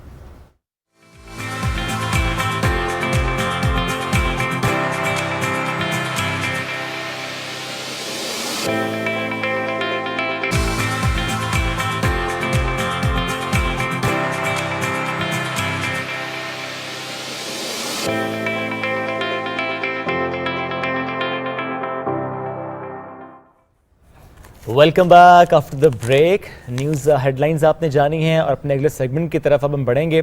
और आज हम बात करेंगे एक ऐसे आर्टिस्ट की जिनके काम से मुतालिक जितना हम जान पाए, एक बार पहले भी हमारे साथ प्रोग्राम में मौजूद थे। वो इस तरह से था कि ऑयल पेंटिंग्स एंड स्केच, लेकिन जो ब्रेक में गुफ्तगू रही, और एक दिन पहले भी जब हमारे पास वो आए थे पर किसी वजह से हम सेगमेंट ना कर पाए, तो ये लगा ये कि शेर व शायरी से भी काफ़ी उनकी रग़बत है। हम बात कर रहे हैं आजम खान साहब की। ताल्लुक़ कोहे सुलेमान के दामन में आबाद डेरा इस्माइल ख़ान से है। चूँकि इस्लामाबाद में थे तो हमने जहमत दी उनको कि कुछ वक्त हमारे साथ भी बिताएं, कुछ हम भी उनसे ज़रा सीखें। और जो पहचान उनकी बनी वो तो अल्लामा इकबाल का स्केच बना। आज भी अगर गूगल करें हम अल्लामा इकबाल को, तो जो तस्वीर हमारे सामने आती हैं वो उन्हीं के कलम से तख्लीक करदा मैक्सिमम होती हैं। तो ये भी हम जानेंगे कि अल्लामा इकबाल से ही इतनी ज़्यादा मोहब्बत क्यों, और क्या ज़्यादा काम उन्हीं पर आपने किया। और इसके अलावा हमने लास्ट टाइम जब उनको शो में बुलाया तो मुझे याद है कि जब नॉर्थ साइड की जो खूबसूरती है वो दुनिया के सामने रखने के मिशन पर वो थे। मुख्तलिफ गाँव देहात, उनकी खूबसूरती दुनिया के सामने रखना इसका मिशन। और इसमें भी उनके हवाले से हम ये ज़रूर कहेंगे कि ऐसा लगता है कि एक चलता फिरता सा मंजर है, लेकिन उनकी वजह से किसी जगह पर साकित हो गया है और फिर वहीं पर रह गया है, जिसको आप देखकर महसूस करते हैं कि वहाँ पर हलचल क्या होती होगी। वेलकम करेंगे अजब खान साहब को। अस्सलाम वालेकुम जी, कैसे हैं आप? वालेकुम अस्सलाम। कैसा है इस्लामाबाद का मौसम? इस्लामाबाद का मौसम अभी चंद दिन पहले तो खासा गंभीर सा था। जी, आपने लेकिन सियासी माहौल की बात की। मैं उसकी जी सियासत का जो माहौल होता है वो तो गरमा ही देता है। लेकिन अब जो है मौसम, जब आपके स्टूडियो में आए हैं और फिर यहाँ आपसे बातें हो रही हैं, तो बिल्कुल ऐसे लग रहा है जैसे मुस्कुराता, हंसता, खेलता, खूबसूरत सा मौसम। जी, थोड़ा सा प्लेजर फील जी, हुई आपको, है ना? अब मौसम जी, थोड़ा बिल्कुल सा अच्छा लग रहा है। बिल्कुल ऐसी बात। और अभी आपकी बता रहे थे आपकी कल आपकी वापसी भी है डीए खान, तो वहाँ पे कैसा मौसम होता है? वहाँ के देखिए बात यह है कि अपना शहर का जैसा भी मौसम हो, अपनों की वजह से हमेशा ही अच्छा लगता है, खूबसूरत लगता है, अच्छा होता है। अच्छा होता है। हमने तो ये सुना कि लेकिन वो जो हमारा जो इलाके का मौसम है वो गर्म, मरतूब, इंतहाई शदीद गर्म। ओके, दो ही मौसम यानी कि आप यूँ समझिए कि रातों को एक कॉन्सेप्ट है कि ठंडी हो जाती हैं, हमारी तो रातें भी बाज़-औक़ात गर्म लूएं चलती हैं। मतलब इस कदर गर्मी वहाँ पे होती है। फिर उसका मतलब वहाँ पे अगर गर्म मौसम की वजह से आम बड़ा अच्छा पका हुआ मिलता होगा। क्या बात है। और ख़ुसूसी तौर पर हमारे इलाके का एक बड़ा खूबसूरत इलाका है जिसका नाम है पनियाला। पनियाला पानी से है। अच्छा। यानी कि पनियाला एक छोटा सा गांव है, इंतहाई खूबसूरत गांव। और वहाँ का जो आम है, उस आम को यानी आप आम नहीं कहेंगे, उसे खास कहेंगी। जबरदस्त। इतना खूबसूरत और इतना लजीज आम, और उसमें किसी किस्म की दूसरी जो खाद या इस टाइप की कतन कोई चीज़ नहीं, ऑर्गेनिक। और अब सुनने में आया है कि वहाँ पे एक ये जो मैंगो फेस्टिवल है उसकी एक तरतीब दी जा रही है चंद दिनों के बाद। जी हाँ, तो आपने कुछ ये भी सोचा कि ऐसे फेस्टिवल को या वहाँ के आम को भी कैनवस पे उतारा जाए? अब देखिए, हम तो उस आम को खा कर पेट के कैनवस पे उतारना शुरू कर देते हैं। क्योंकि आपके जब पेट में कुछ होगा और वो आम की मिठास होगी तो आपके लहजों में भी मिठास आएगी और आपके कैनवस भी खूबसूरती आएगी। जबरदस्त। तो अभी थोड़ा सा हम जानना ये चाहेंगे कि अल्लामा इकबाल पे खासा आपका काम रहा, लेकिन जो रिसेंट आपकी एग्जीबिशन कराची में गालिबन हुई और वो थी नॉर्थ के खूबसूरती को जो आपने डिपिक्ट किया, थोड़ा सा उसके बारे में बताइए। कितनी पेंटिंग्स थी वहाँ पर, कैसा रिस्पांस रहा? और बहुत अच्छा रिस्पांस रहा था। ये मतलब नादरान एरियाज को मैंने वादियाँ, अब आप तो जानते हैं ये वादियाँ, ये पर्वतों की शाहजादियाँ, तो उस हवाले से मैंने उसका ये नाम भी मतलब वादियाँ रखा। और वादियों के जो खूबसूरतियाँ हैं, छोटे छोटे मतलब सिलसिले होते हैं, उन्हें फिर मैंने तकरीबन को 22 पेंटिंग्स मैंने रखी थी। और कुछ बड़े लार्ज कैनवसेस भी थे, छोटे पीसेस भी थे। माशाल्लाह बहुत ज़्यादा खूबसूरत रहा, लोगों ने बहुत सराहा और आर्ट लवर्स ने काफ़ी मतलब दाद दी माशाल्लाह। अच्छा, ये इस किस्म की जो पेंटिंग्स होती है ना, ये आपको नेचर के और बहुत ज़्यादा करीब कर देती हैं। तो जो लोगों का, आपने कहा ना कि लोगों ने बहुत सराहा, आवाम की ज़्यादातर प्रायोरिटी में किस किस्म की पेंटिंग्स होती हैं? वो किस किस्म की चीज़ों को देखना ज़्यादा पसंद करते हैं एक आर्टिस्ट जब उन्हें कैनवस पे उतारता है? एक बड़ी खूबसूरत सी बात की है आपने। असल में हर टाइप की पेंटिंग्स होती हैं और हर टाइप के लोगों की खूबसूरतियाँ होती हैं। वो अपने अंदर की मतलब जो इसको सिलसिले को रखते हैं। तो चूँकि लैंडस्केप्स में भी कई है। अच्छा, अब उसमें बहुत से लोगों को माउंटेन्स, बहते पानी, झरने, ये बहुत ज़्यादा अट्रैक्ट करते हैं। बहुत से लोगों को खेत खलियान, जो पंजाब की हमारी खूबसूरती है, उसकी तरफ उनकी मतलब एफिलिएशन होती है। तो हम ये देखते हैं कि आर्टिस्ट ने क्या पेंट किया है और आर्टिस्ट किस अंदाज से पेंट करके लाया है, तो वो सराहा जाता है, हर एतबार से सराहा जाता है। ज़बरदस्त। यूँ तो आपने माशाल्लाह कई कामयाबियाँ समेटी, कई एग्जीबिशंस भी आपने मुनक्किद कराई। कोई ऐसी एग्जीबिशन, कोई ऐसा काम या कोई ऐसा फ़न पारा, कोई स्पेसिफिक एक पेंटिंग जो कि आप शेयर करना चाहें कि वो मैं बिल्कुल नहीं भूलता? आप यकीन मानिए कि किसी भी एक पेंटिंग की तरफ हम जाते हैं तो उसके साथ एक बड़ी खूबसूरत सी हमारी अपनी ज़ाती ये जो एक्साइटमेंट है या इसे सेटिस्फैक्शन आप कह सकते हैं, उसके साथ हमारी पेंटिंग के साथ वाबस्ता होती है। अब किसी एक ख़ास पेंटिंग को कहना बहुत दूसरी पेंटिंग्स के साथ ज़्यादती हो जाएगी। या हमारी हर एक पेंटिंग के साथ बड़ी वाबस्तगी होती है। चलिए फिर ये बता दें कि पेंटिंग, क्योंकि आपने तो बहुत सारी चीज़ों को पेंट किया, फिर अल्लामा इकबाल की शख्सियत जो है वो आप ही के उस पर आपको बड़ा उस पर एजाज़ भी हासिल है, बुरू भी हासिल है। आपको सबसे ज़्यादा क्या पेंट करना पसंद है कि जब आप ये करने बैठे ना तो आप कहते हैं कि नहीं, इसको तो मैंने कंप्लीट करना है, या फिर इसको मैं अधूरा इसलिए भी अगर छोड़ रहा हूँ तो कि मेरा मिजाज अभी नहीं बन पा रहा? हाँ, ये ऐसे होता है कि बाज़ औक़ात आप काम करते करते मालूम होता है कि यार ये अभी मेरे साथ इसकी वो वाबस्तगी पैदा नहीं हो रही जो एक पेंटिंग खुद एक आर्टिस्ट से मांगती है। तो फिर उससे ज़रा हम साइड पे हो जाते हैं। और कहीं कहीं ऐसे भी होता है कि बाज़ औक़ात 4-4, 5-5 दिन का गैप भी आ जाता है कि दिल ही नहीं करता। मतलब आपके जो हालात होते हैं, वाक़यात होते हैं, वो आप पे असरात अपना मुरतब करते हैं। तो उसकी वजह से भी, क्योंकि आर्टिस्ट है तो इंसान, उस पर कोई हुज़न की, मलाल की, खुशी की कोई ऐसी तरंग सी मतलब पैदा होती है जिससे मैं वो कहता है बस मैं अब इसी में रहूं। और खुदा न करे कि किसी शख्स पे इसकी गमों की कोई ऐसी कैफियत आए। तरंग की कैफियत में भी आदमी को ज़रा अलग हो जाना चाहिए। तो ऐसे होता है, फिर उसमें ऐसे करते हैं हम कि ज़रा ठीक है, अब जैसे मतलब मुझे 4-5 दिन हो गए यहाँ पे, अब मेरा वो मचल रहा है मन कि मैं किसी तरीके से अपने कैनवस पे पहुँचूं। जी हाँ। और कैनवस पर पहुंचने से पहले कहीं और भी पहुंचते हैं? ये मैंने सवाल इसलिए किया, जो पेंटिंग्स आपके हम जी, अगर आप मतलब और पहुंचने से मुराद तो वही है जो मिर्ज़ा गालिब की है या इकबाल की है कि उनके ज़हनी जो परवाज़ है वो पहले पहुंचती है, उसके बाद फिर कहीं अच्छा, मैं जानना ही चाह रहा था जब साहब आपसे कि आप किसी जगह पर जाते हैं, उस जगह को पहले देखते हैं सिर्फ आंखों में ही उसको बसा और कैनवस पर उतारते हैं, या पहले एक पिक्चर आप क्लिक करते हैं और फिर उसे कैनवस? अच्छा, बड़ी खूबसूरत सी बात है ये कि जब हम किसी एक जगह पे जाते हैं तो एक तो वो जगह आपको बहुत ज़्यादा सूट कर रही होती है कि कंपोजिशन के हिसाब से उसमें सारी कंपोजिशंस निकल रही होती हैं, फिर बाज़ औक़ात कंपोजिशंस भी नहीं निकलती, जिसे हम बयान नहीं कर सकते। इस किस्म की कैफियत से हम मतलब गुजर रहे होते हैं। अच्छा, ज़रूरी नहीं कि हम नादरन एरियाज़ की तरफ या खूबसूरत मनाजिर की तरफ, बाज़ औक़ात हमें ऐसे भी होता है कि हम किसी सहरा के टीले की तरफ जब जाते हैं, वो टीला ही हमें अपना गर्विदा बना लेता है और काफ़ी देर तक उसके साथ हम ठहरते हैं। यूँ समझिए कि एक आर्टिस्ट जो है जब तक नेचर के साथ गुफ्तगू ना करे तो जवाबी गुफ्तगू फिर नेचर की उसके साथ जो है, पहले आर्टिस्ट उससे गुफ्तगू करेगा, फिर जवाब नेचर का आएगा। लेकिन आपके जो पेंटिंग्स है ना, उसमें लाइट का बड़ा अहम रोल है। इसमें source of light, reflection and then the shadow. अच्छा, और ये चीज़ें जो हैं ये आर्ट की खूबसूरती है, और ये वो आर्ट की खूबसूरती है जो हम स्टडी के तौर पर पढ़ते हैं। अगर ये एलिमेंट्स हमारे पूरे ना हो तो फिर हमारी पेंटिंग आपको किसी तौर भी अपील नहीं करेगी।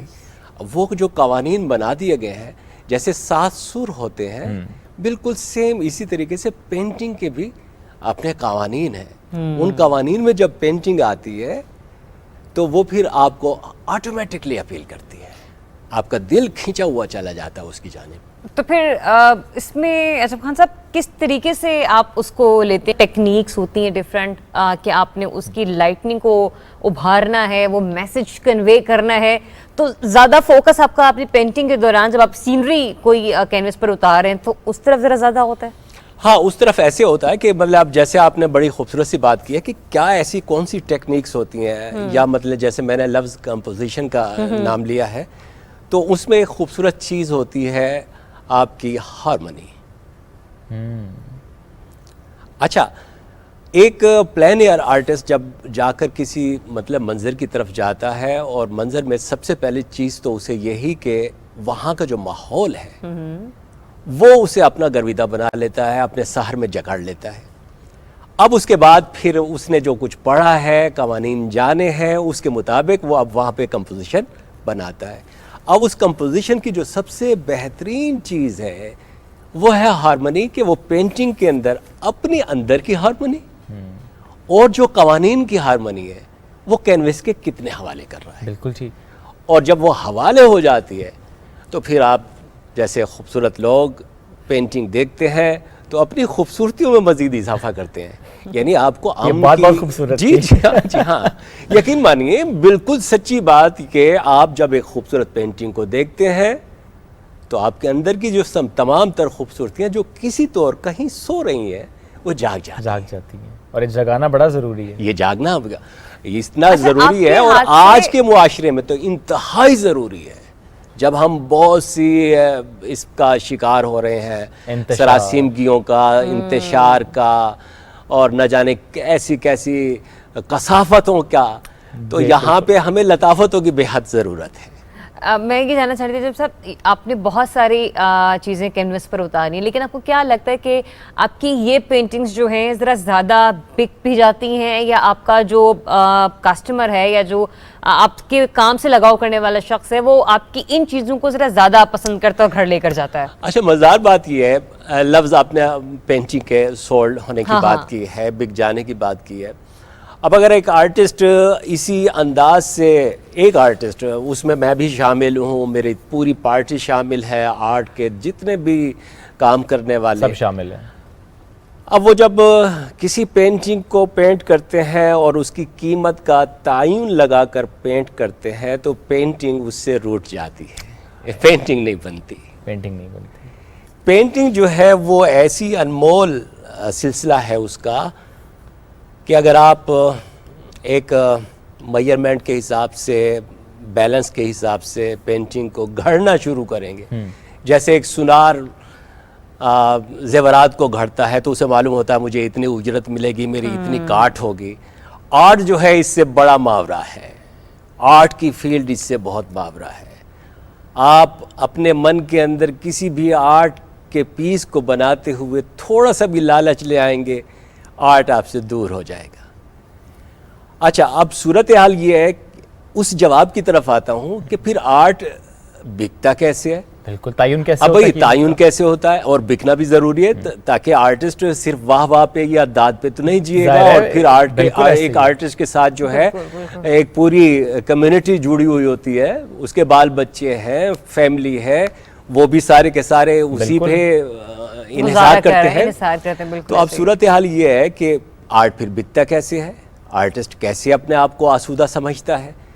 तो अब जब हम ये हमारी आसूदगी आर्ट के साथ काम करते हुए वाबस्ता हो जाती है, आप यकीन मानिए कोई ऐसा निज़ाम है ऊपर वाले का कि ऑटोमेटिकली देखने वाली आँख, खरीदने वाली आँख उसकी कीमत का तायुन करती है खुद से उसको मालूम होता है कि इसकी इतनी कीमत जैसे बनती आर्ट है। गैलरीज हैं, बिल्कुल, और फिर वक्त के हिसाब से आर्टिस्ट ज़रा थोड़ा सा बड़ा भी होता है, रिनाउंड भी होता है, तो उसकी कीमत ऑटोमेटिकली बिल्कुल। तो सर ज्यादा से ज्यादा कीमत क्या रही है जो किसी ने पे की हो?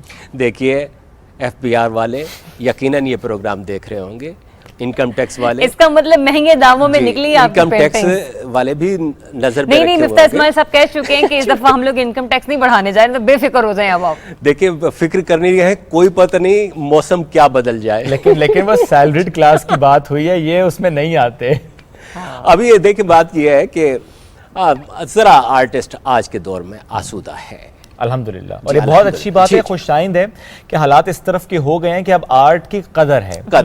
अब एज अ प्रोफेशन लेकर लोग चल सकते हैं, और अब नए आने वालों के लिए कितनी इसमें कहना चाहिए कि सुकून की सांस है कि अगर वो इसे as a profession, as a career लेकर चलना चाहें तो वो चल सकते हैं। पहले वाला दौर नहीं है कि तुम अगर पेंटर बन जाओगे या आर्टिस्ट बनोगे तो कमाओगे कैसे, खाओगे कैसे। जी मुझे याद है मेरा अब्बा जी हमसे कहा करते थे, मियाँ 10 उंगलियों की कमाई से घर नहीं चला पाओगे, क्योंकि आर्टिस्ट की तो ये 10 उंगलियां ही काम में आती हैं। बिल्कुल बिल्कुल। लेकिन कुछ होता फिर, अब ये तो जनून है, फिर चलाता है, और जनून फिर आपको कुछ ना कुछ वापस भी देता है। बिल्कुल ऐसे ही है। कोई ऐसी पेंटिंग कि जिसको आपने शुरू किया हो ये सोचकर कि इसको मैं 2-3 दिन में मुकम्मल कर लूंगा, लेकिन मुकम्मल होते होते उसे महीना लग गया हो? ऐसी बेहद पेंटिंग्स हैं। आपको मैं सच बता रहा हूँ, बाज़ औक़ात हमारे कलेक्टर्स के पास पेंटिंग पहुँच जाती हैं, और जब हम जाते हैं तो वो कहते हैं ओहो ये गोशा रह गया, ये गोशा कमज़ोर है। लेकिन वो कलेक्टर तो बड़ा खुश हो रहा होता है कि वाह वाह। अब चूँकि बातजरीद आपका तजुर्बा, आपकी आँख के अंदर वो एक वुसअत आ रही होती है, काम के अंदर आपके फ़र्क आ रहा होता है, तो कभी भी पेंटिंग कंप्लीट नहीं होती।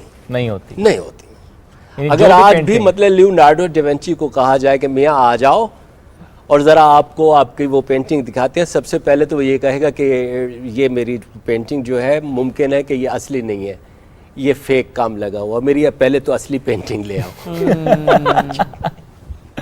तो फिर वो मोनालिसा को देख कर कहेगा ओ हो यार ऐसे तो बड़े काम रहने ने। बात तो ठीक है, ये पेंटिंग कंप्लीट नहीं होती। अच्छा, ये शायद हम लोगों के लिए समझना थोड़ा सा मुश्किल है, क्योंकि आप तो बनाते हैं, तख्लीक करते हैं, और आपने बहुत सारे लोगों के से डील किया हुआ, तो शायद आपको ये बारीकियां पता हैं जिन्हें शायद हमारे लिए समझना भी थोड़ा सा मुश्किल हो रहा है। खासा मुश्किल है। हाँ, खासा मुश्किल है, हर एक की अपनी फील्ड है।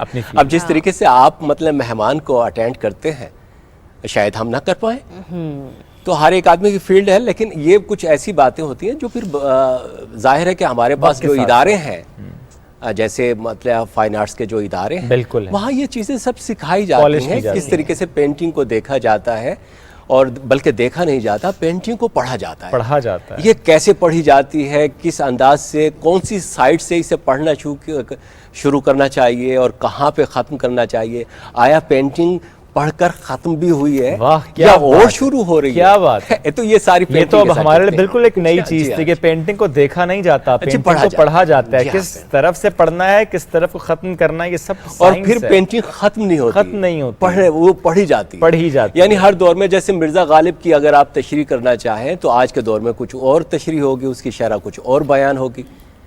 इसी तरीके से पेंटिंग जो है वो भी इसी तरीके से हर वक्त में उसकी शरह मुख्तलिफ होगी, उसे दूसरे एंगल से देखा जाए। चले ठीक है, बस आखिर में आपसे जानना चाहेंगे, लास्ट टाइम भी आपने कहा था कि आप पाकिस्तान के सदर्न पार्ट्स को भी कैनवस पर उतारेंगे। जी बिल्कुल, और वो जैसे मेरा खुद इलाका है डेरा इस्माइल खान, गरम मरतूब इलाका, और फिर इसके तो वो सिलसिला जारी है, काम शुरू हो चुका है। इतनी चीज़ें हैं, पाकिस्तान का तो गोशा गोशा है कि मैं किस पे नज़र रखूं, किस पे जान दूं और किसे अपने कैनवस के हवाले करूं। आपको कई जिंदगियां दरकार हैं इसकी खूबसूरतियों को पेंट करने के लिए। तो नेक्स्ट एग्जीबिशन कहाँ पर और कब? नेक्स्ट अभी देखिए काम होगा, फिर जमा होगा, फिर इंशाल्लाह। चले, जबरदस्त, बहुत अच्छा लगा सर आपसे एक बार फिर मुलाकात करके। और जो अगली एग्जीबिशन के लिए जो काम जमा होगा तो हम कोशिश करेंगे उस एग्जीबिशन में जाएं। जो आज जो हमने एक चीज़ सीखी है ना कि पेंटिंग को पढ़ा जाता है, वो हम जाकर इनसे सीखेंगे मजीद और फिर आपके सामने रखेंगे कैसे पेंटिंग को पढ़ा जाता है। एक ब्रेक की तरफ बढ़ेंगे, ब्रेक से वापस आएंगे तो एक और सेलिब्रिटी लाउंज में दाखिल होंगे। Stay tuned.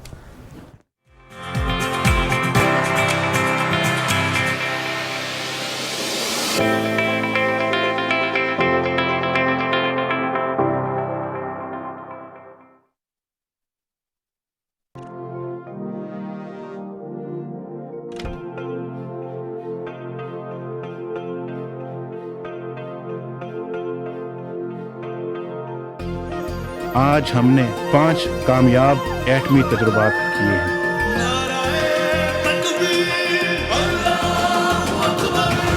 बन गए जब सूरत तकदीर हम, हो गए नाकाबिले तस्खीर हम।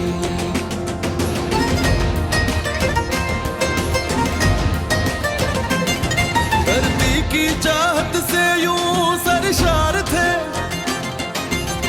सके न झुक सके खुददार थे।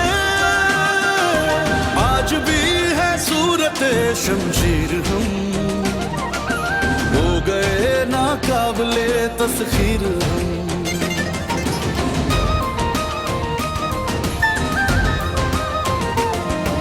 मईशत को करेंगे अब हम रवां, हिल उठेंगी चार सू खुशहालियां। नई तकदीर हम, हो गए नाकाबिले तस्खीर हम।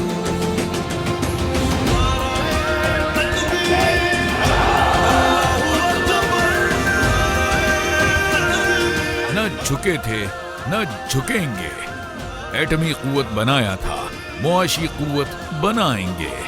ये कौम बनेगी, अजीम कौम बनेगी और हम खड़े होंगे अपने पांव पे इंशाअल्लाह।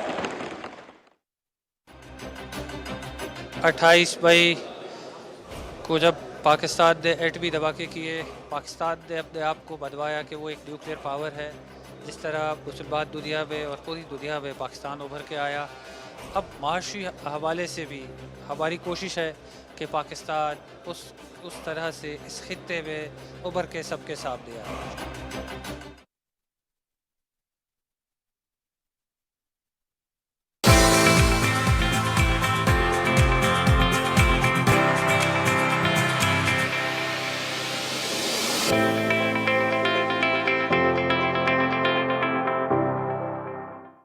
जी वेलकम बैक नाज़रीन। ब्रेक के बाद आपको एक बार फिर से खुश आमदीद कहते हैं और ब्रेक के बाद जब हम वापस आए तो डेफिनेटली हमारा सेगमेंट लाउंज का जो मरहला है वो शुरू हो चुका है और आज पर्सनालिटी ने हमें ज्वाइन किया है जनाब।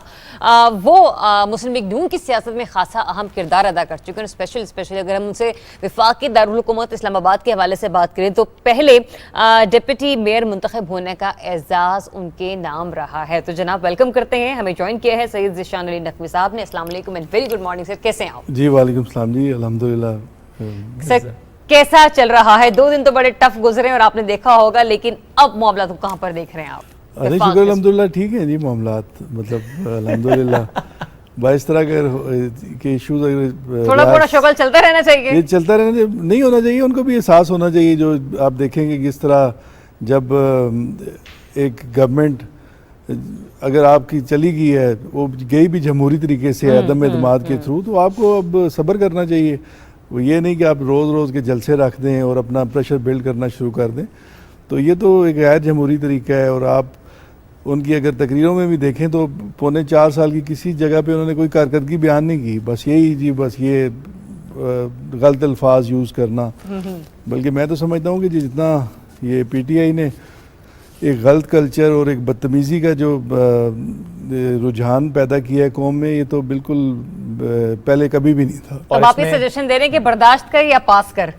नहीं, अब तो बर्दाश्त करने के काबिल नहीं रहे ये लोग, क्योंकि अब तो ये बिल्कुल हदें ही पार कर गए हैं। इसमें एक नया लेवल भी हमने देखा कि मजहब कार्ड इस्तेमाल किया गया। जिस तरह एक वीडियो बहुत वायरल हो रही है जिसमें कासिम सूरी साहब ने कहा जी इस्लामिक रिलीजियस टच दिया जाए।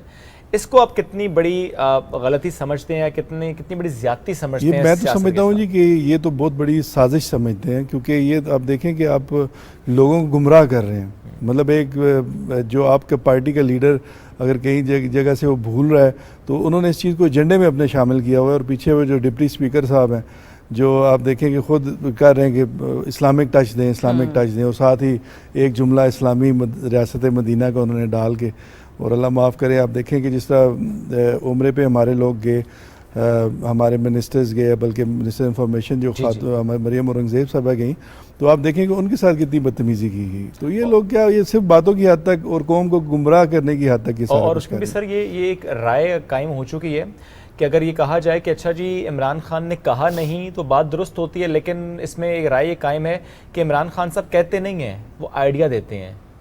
नहीं, आइडिया देते हैं कि जब ये जाएंगे ना तो वहाँ ये होगा, फिर लोग कर देते हैं। नहीं, इन्हीं के कहने पे हुआ है जी, मैं वही कह रहा हूँ कि वो ओपनली कहते नहीं है, लेकिन वो एक माहौल बना के आइडिया दे देते हैं। ये तो बिल्कुल आइडिया भी देते हैं जी, और ये तो प्री प्लान। और आप देखें कि इनके जितने जो इनके लीडर्स हैं वो सारे बड़े खुशी से शेयर कर रहे थे, चले जी देखें जी हमने इनको उम्रा नहीं करने दिया। अब राशिद शफीक को देखें कि वो कह रहा है जी हमने तो उनको भगा मारा है और उम्रा भी नहीं करने दिया, और अब हम आगे भी इनको मस्जिद नबी में भी दाखिल नहीं होने देंगे, नाउज़ुबिल्लाह। तो ये तो एक बड़ा गलत तरफ लेके जा रहे हैं। मतलब एक वो समझ लें कि इक़्तिदार के नशे में इस तरह के वो गुम हो चुके हैं कि ये चाहते ही नहीं कि कोई और फेस आए, और हर तरह से लोगों को भी गुमराह कर रहे हैं। कभी वो हम कोई ग़ुलाम है, मतलब इस तरह की नारे लोगों के दिमाग में बिठा रहे हैं। अब आप ख़ुद देखें कि जब पूरी कौम को गुमराह करके बुला के यहाँ पे सारा कुछ, सुप्रीम कोर्ट ने भी जब डिसीजन दिया तो जब रास्ते खोल भी दिए गए, अभी परसों की बात है, तो वो भी उनको एक जो जगह दी गई वहाँ नहीं गए, वो ज़बरदस्ती हमने वहाँ जाना है, वहाँ जाना है। अच्छा, उसमें भी सर क्लैरिटी नहीं है, और जब हम कर रहे हैं क्लैरिटी नहीं है तो उसमें हम ये ज़रूर जिक्र करेंगे कि जिस तरह से आए, जिस तरह से इंतशार की कैफियत हमने वहाँ पर देखी, जिस तरह से हम देखते हैं कि डिवीज़न एक कायम की जाती है, एक पॉलिटिकल पोलराइजेशन की तरफ लेकर जाते हैं, अदम बर्दाश्त की तरफ लेकर जा रहे हैं सोसाइटी को, नौजवानों को इश्तियाल अंगेज़ी की तरफ लेकर जा रहे हैं। सर ये एक पहले एक मजहब कार्ड जो कि बड़ी गलती, और फिर नौजवानों को जो आप इश्तियाल अंगेज़ी की तरफ लेकर जा रहे हैं, ये कितनी बड़ी ज़्यादती है। अब आप देखें जी, जब ये लोग आए हैं इन्होंने दरख्तों तक को नहीं छोड़ा। मतलब ATM जो मशीनें हैं उससे पैसे निकाले गए, मेट्रो स्टेशन जो आम में पैसे निकाले गए, पूरा ATM लूटा, बैंक अल हबीब का। अच्छा, बैंक अल हबीब का, जी जी, वो पूरा ATM लूटा गया है। उसके अलावा उन्होंने मेट्रो स्टेशन को जलाया गया। इसके अलावा इलेक्ट्रॉनिक्स की जितनी शॉप्स हैं वहाँ पे मोस्टली वहाँ पे लूट ली हैं। सर जहाँ तक मैं एक तस्दीक करना चाहूँगी, सिर्फ एक तस्दीक करना चाहूँगी माज़रत के साथ, लेकिन ये मामला रिपोर्ट हुआ है कि बैंक अल हबीब की एक फेक खबर है जो कि चलाई जा रही है किसी बैरून मुल्क में, क्योंकि यहाँ पे फेक न्यूज़ का भी रुझान बन चुका है। मैं बिल्कुल आपको वो लेकर क्लैरिटी देना चाह रही हूँ कि कल इस मामले को फिर खुद से दोबारा भी नून लीग वालों ने भी देखा है। ये इस्लामाबाद की बैंक अल हबीब की वो ATM मशीन नहीं है, ताकि व्यूअर्स जो हैं वो भी परेशान हो, अगर ब्लू एरिया में उनकी भी कुछ चीज़ें मामला थे तो ये मामला दुरुस्तगी की तरफ ही रहे। बट एनीवेज अल्लाह करे कि पाकिस्तान में अमन व अमान जो है वो बरकरार रहे। सर अब ओवरऑल अगर हम सिचुएशन देखें, आप अपने ही ओहदे पे हम आपको कब देखेंगे, कब बल्दियाती इलेक्शन जो है वो अभी शेड्यूल जारी हुआ था जी, लेकिन उसमें यूनियन काउंसिल्स बहुत ज़्यादा एरिया बड़ा बढ़ा दिया गया था। अच्छा। कोई 40-45,000 की आबादी पे किया गया था जो पुराने सेंसस थे। अभी तो आबादी इस्लामाबाद की तो तकरीबन 3 मिलियन से तजावज़ कर चुकी है अगर नए सेंसस हो ना जी। तो उस हवाले से हमने किया था कि कम से कम लोकल बॉडीज़ की जो एक लिमिट है ना जी, वो 20,000 या 25,000 आबादी पे बनाई जाए, ताकि ज़्यादा से ज़्यादा लोगों को भी मौका मिले और लोग वो अपने एरिया में काम भी कर सकें, ज़्यादा हो। क्योंकि इसमें यूनियन काउंसिल्स की जो तादाद कम करके और एरिया बढ़ा दिया गया था। वो तो 50 यूनियन काउंसिल्स कर दी थी, वो 2015 में तो ठीक था, लेकिन अभी जो 6-7 साल हो गए हैं, आबादी इस्लामाबाद की दिन ब दिन बढ़ती जा रही है और वो काफ़ी ज़्यादा हो चुकी है। तो वो हमने रिक्वेस्ट की थी इलेक्शन कमीशन को कि इसको दोबारा से हल्किया बंदियाँ नकवी साहब, ये बहुत लेट हो गया बल्दियाती इलेक्शंस की अनाउंसमेंट, क्योंकि इक़्तिदार अगर निचली सतह पर मुंतकिल किया जाए तो लोगों को बेहतरीन वसाइल फ्राहम करने की जो यकीन दहानी है वो वाले मामला भी बड़े ईजिली सॉल्व हो जाते हैं और फिर परेशानी भी नहीं उठानी पड़ती। आपके नज़दीक अगर कोई भी हुकूमत इक़्तिदार में आती है तो बल्दियाती इलेक्शन कब तक मुल्क में हो जाने चाहिए? मेरे ख्याल में तो ये तो रूटीन में होने चाहिए जी। बिल्कुल होने चाहिए, बिल्कुल इसमें बिल्कुल रूटीन में होने चाहिए। बल्कि जब हुआ तो मैंने बल्कि ख़त भी लिखा था जो prime minister of Pakistan, president को भी कॉपी की थी और सारे इलेक्शन कमीशन को भी, सारे इदारों को। वो हमने यही लिखा था कि अब लोकल बॉडीज़ इलेक्शन ही वाहिद हल है। सही है। क्योंकि मैंने तकरीबन 5 मुल्कों में मेयर कॉन्फ्रेंसेस अटेंड की थी, जिसमें चाइना में भी, टर्की में, अंतालिया में भी हुई थी और काफ़ी कोलंबो में भी। तो अब वहाँ पे हमने देखा जी कि जो लोकल लीडर्स हैं, जैसे लोकल बॉडीज़, उनको लोग ज़्यादा प्रेफर करते हैं। बल्कि मुझे याद है जब अंतालिया में हुई थी एक मेयर्स एंड गवर्नर्स फोरम था जी, तो हम सीटें अपनी वो पिछली सीटों में ढूंढ रहे थे, तो वो नाम पढ़ने की कोशिश कर रहे थे। तो उन्होंने जब पूछा तो हमने कहा, तो उन्होंने हमें फ्रंट रो में बिठाया। उन्होंने कहा जी, उन्होंने बड़ी अच्छी खूबसूरत बात की, क्या कहते हैं, जब तक आपका शहर ठीक नहीं होगा आपका मुल्क ठीक नहीं होगा। तो ये लोकल जो लीडर्स हैं उनको हम ज़्यादा प्रेफर करते हैं। और आज देखें आप चाइना या टर्की या जिन्होंने भी आप देखें जो president Tayyip Erdogan mayor of Istanbul थे, उसके बाद वो प्रेसिडेंट भी बने। तो उस हवाले से उस तरफ लेके जाना चाहिए हमें, क्योंकि जब लोकल बॉडीज़ ही वाहिद हल है तरक्की का। अब एक मिनिस्टर है, उसको आप दे देंगे तो उसे अपना इतना लोड होगा, पूरे मुल्क का लोड, उसके अलावा अपने हल्के का लोड, फिर वो क्या करेगा। तो उस हवाले से स्ट्रेंथन करते जाएं ताकि निज़ाम बनती जाए और अच्छा बने। जी जी सर, यूँ इस्लामाबाद की जब हम बात करते हैं, ठीक है पॉपुलेशन ग्रोथ तो हुई है, बट अगर हम इसे कंपेयर करें लाहौर से, कराची से, दीगर बड़े शहरों से, फिर भी यहाँ पे खासी बेहतरी है। और इस्लामाबाद में मसाइल उतने नहीं हैं as compare to other cities. तो यहाँ पर इंतखाबात किन दावों पर होते हैं? नहीं, यहाँ पे बड़े इश्यूज हैं जी। अच्छा। आप अगर जाए ना जी, एक इदारा CDA जो बनाया गया जी, वो भी आप देखें कि उसका भी कोई वो चीज़ नहीं है। वो भी कोशिश होती है कि वो सेक्टोरियल एरिया जो उस तक ही रहे। ठीक है। तो अब इस्लामाबाद प्लान किया गया था 6 लाख आबादी के लिए, अभी इस्लामाबाद की आबादी तकरीबन 3 मिलियन तक चली गई है जी। और जब हमने ना जी लोकल बॉडीज़ का इंतखाब हुआ, एक हम मैं मिसाल दूँ आपको, सैनिटेशन डिपार्टमेंट की, सिविक मैनेजमेंट, तो उनसे हमने कहा जी कि आपने ना देहातों में भी जाना है। तो उन्होंने कहा जी कि उधर तो हम कभी गए ही नहीं, तो वहाँ तो हम नहीं जा सकते, हमारी तो लिमिट ही सेक्टर एरिया की है। तो वो फिर हमने उनको पाबंद किया कि आप अपने वीकली बेसिस पे हर देहात में जाना है, वहाँ के यूनियन काउंसिल के चेयरमैन और काउंसलर से रब्ता करना है, और वहाँ पे जितने गंदगी के ढेर हैं, सबसे पहले तो हमने वो उठवाए जितने भी थे जी। उसके अलावा हमने कोशिश की कि वो वीकली बेसिस पे वो ट्रॉलीज रखवाई हमने देहातों में, जो कभी कॉन्सेप्ट ही नहीं था। ठीक है। कि लोग वही फेंक देते थे, ढेर लग गया था। यहाँ पर जो है इस्लामाबाद के गिरदुनवाम में कितने देहात, इस छोटे छोटे कस्बे जो हैं वो मुल्हिका हैं? इस्लामाबाद में जी जब 50 यूनियन काउंसिल्स थी ना जी, ठीक है, तो 18 अर्बन थी और 32 यूनियन काउंसिल रूरल एरिया में थी। तो मेरे ख्याल में 2/3 तो आपका रूरल एरिया इस्लामाबाद। और एक यूनियन काउंसिल का मतलब कितने गाँव? उसमें आबादी के हिसाब से होता है। आबादी के हिसाब से होता है। आबादी के हिसाब से उस टाइम बनी थी हमारी 20,000 आबादी पे जी। ठीक है। तो वो तकरीबन 20,000 आबादी पे उस टाइम बनी थी। अभी जो बनाई गई हैं वो 40,000 आबादी पे की गई। ठीक है।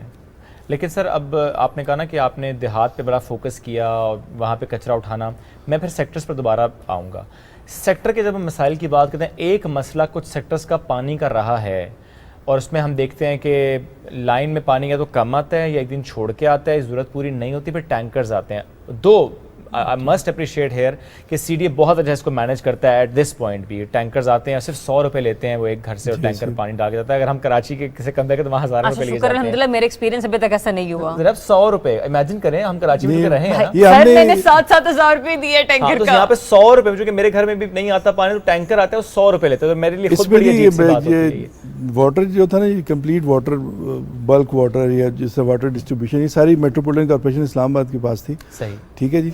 तो ये हमने 5 साल ना इस पर बड़ा फोकस किया है जी, और इस पर हमने जगह जगह जाके इलीगल कनेक्शन काटे। उसके अलावा ट्यूबवेल्स हमने, क्योंकि इसमें बड़ी मोनोपोली थी, जैसे I-10 में एक बड़ा इशू बन गया था, तो वो खुद मैंने ही उसको मॉनिटर किया था। और सारा हमने, क्योंकि इसके इस्लामाबाद में जो सोर्सेज है ना पानी के जी, एक सिमली डैम से आ रहा है पानी जी, बिल्कुल। एक आ रहा है खानपुर डैम से, बिल्कुल। और तीसरा कोई ट्यूब वेल्स हैं हमारे जो पूना फकीरा में या लोकल ट्यूब वेल्स जो जिस इलाके में जिस सेक्टर में पानी है। बिल्कुल ठीक। तो वो ये होता था जी, जैसे I-10 के कनेक्शन हमने देखे तो वो इंडस्ट्रियल एरिया में घुसे हुए थे, वो सारे उन्होंने इंडस्ट्रियल एरिया में जा रहे थे, वो हमने ख़त्म किए। उसके अलावा हमने एक काम किया था कि जिसके घर के बाहर कार पोर्च से पानी आएगा उसके 5,000 रुपये जुर्माना, जो गाड़ी धोएगा उसको जुर्माना होगा। जुर्माना नहीं, घर के पोर्च से बाहर अगर पानी आता है ना, किसी गाड़ी धोए या वैसे ज़ाया कर रहा है या मोटर लगा के छोड़ दिया, तो वो हमने बड़े जुर्माने किए। अच्छा, अब वो जुर्माने नहीं हो रहे? अब साल हो गया जी, हम तो इससे, लेकिन हमने तो बड़ी उस पर सख्ती की थी। हमने कमेटियां बनाई, जो डायरेक्टर और DG जो थे उनको पाबंद किया था कि जो लोकल यूनियन काउंसिल का चेयरमैन है आपने उसके साथ कोऑर्डिनेशन रखनी है, और व्हाट्सएप ग्रुप बनाए हमने, कहीं भी पानी या कुछ इस तरह की चीज़ नज़र आए, बल्कि बोर्ड्स लगाए। बल्कि एक बड़ा इशू आया था कोविड के दौरान कि लोग कहते थे जी कि हम लाइन में लग के कंप्लेंट और लिखवा नहीं सकते कि टैंकर चाहिए हमें, तो फिर हमने उनको टेलीफोन नंबर्स दिए जो वो हर समझें कि मार्केट्स में और उस जगह पे लगा दिए कि आपने फ़ोन पे कंप्लेंट करनी है तो पानी आपको पहुंचेगा, अगर नहीं पहुंचता तो आप। और इसमें कोई शक नहीं पानी पहुंचता है, लेकिन क्या ये पानी का मसला वक्त के साथ साथ बढ़ता चला जा रहा है इस्लामाबाद में? असल में हमने जी काफ़ी जो हमारे जो पिछले साल कोशिश की थी, क्योंकि आखिरी जो 1.5-2 साल थे जी इसमें पानी का बड़ा रुझान, बड़ा बहरान आया जी। ठीक है। तो उसमें बल्कि मैंने ही अपने हाउस से एक अप्रूवल ली थी, अपने एक करारदाद, ये कि जितने भी हमारे नदी नाले आ रहे हैं ना जी मारगला से, आप देखें कि टेक्सला से लेके मरी तक जो मारगला के साथ साथ एरिया है, इसमें 20 नदी नाले ऐसे हैं साफ़ पानी के जो चश्मे हैं कि इनको रोक के ना जी रबर डैम टाइप चीज़ें बनाई जाएँ। जैसे अमेरिका ने 2000 से ज़्यादा बना लिए हैं, चाइना ने बहुत बना लिए हैं, और उस पर ख़र्चा भी नहीं है जी। सही। आपने एक्सवेशन करनी है जहाँ पे पानी का स्टोरेज है, बेसिक बनाना है, तो उसमें आपने करके और 90% लैंड जो है मारगला के साथ साथ वो CDA की अपनी है, ना लैंड एक्विजिशन के पैसे लगने हैं ना कुछ, और वही एरिया आप जिसके सामने कुछ देहात आ रहे हैं तो उनको दे दें, और जो सेक्टर एरिया है उसको दे दें।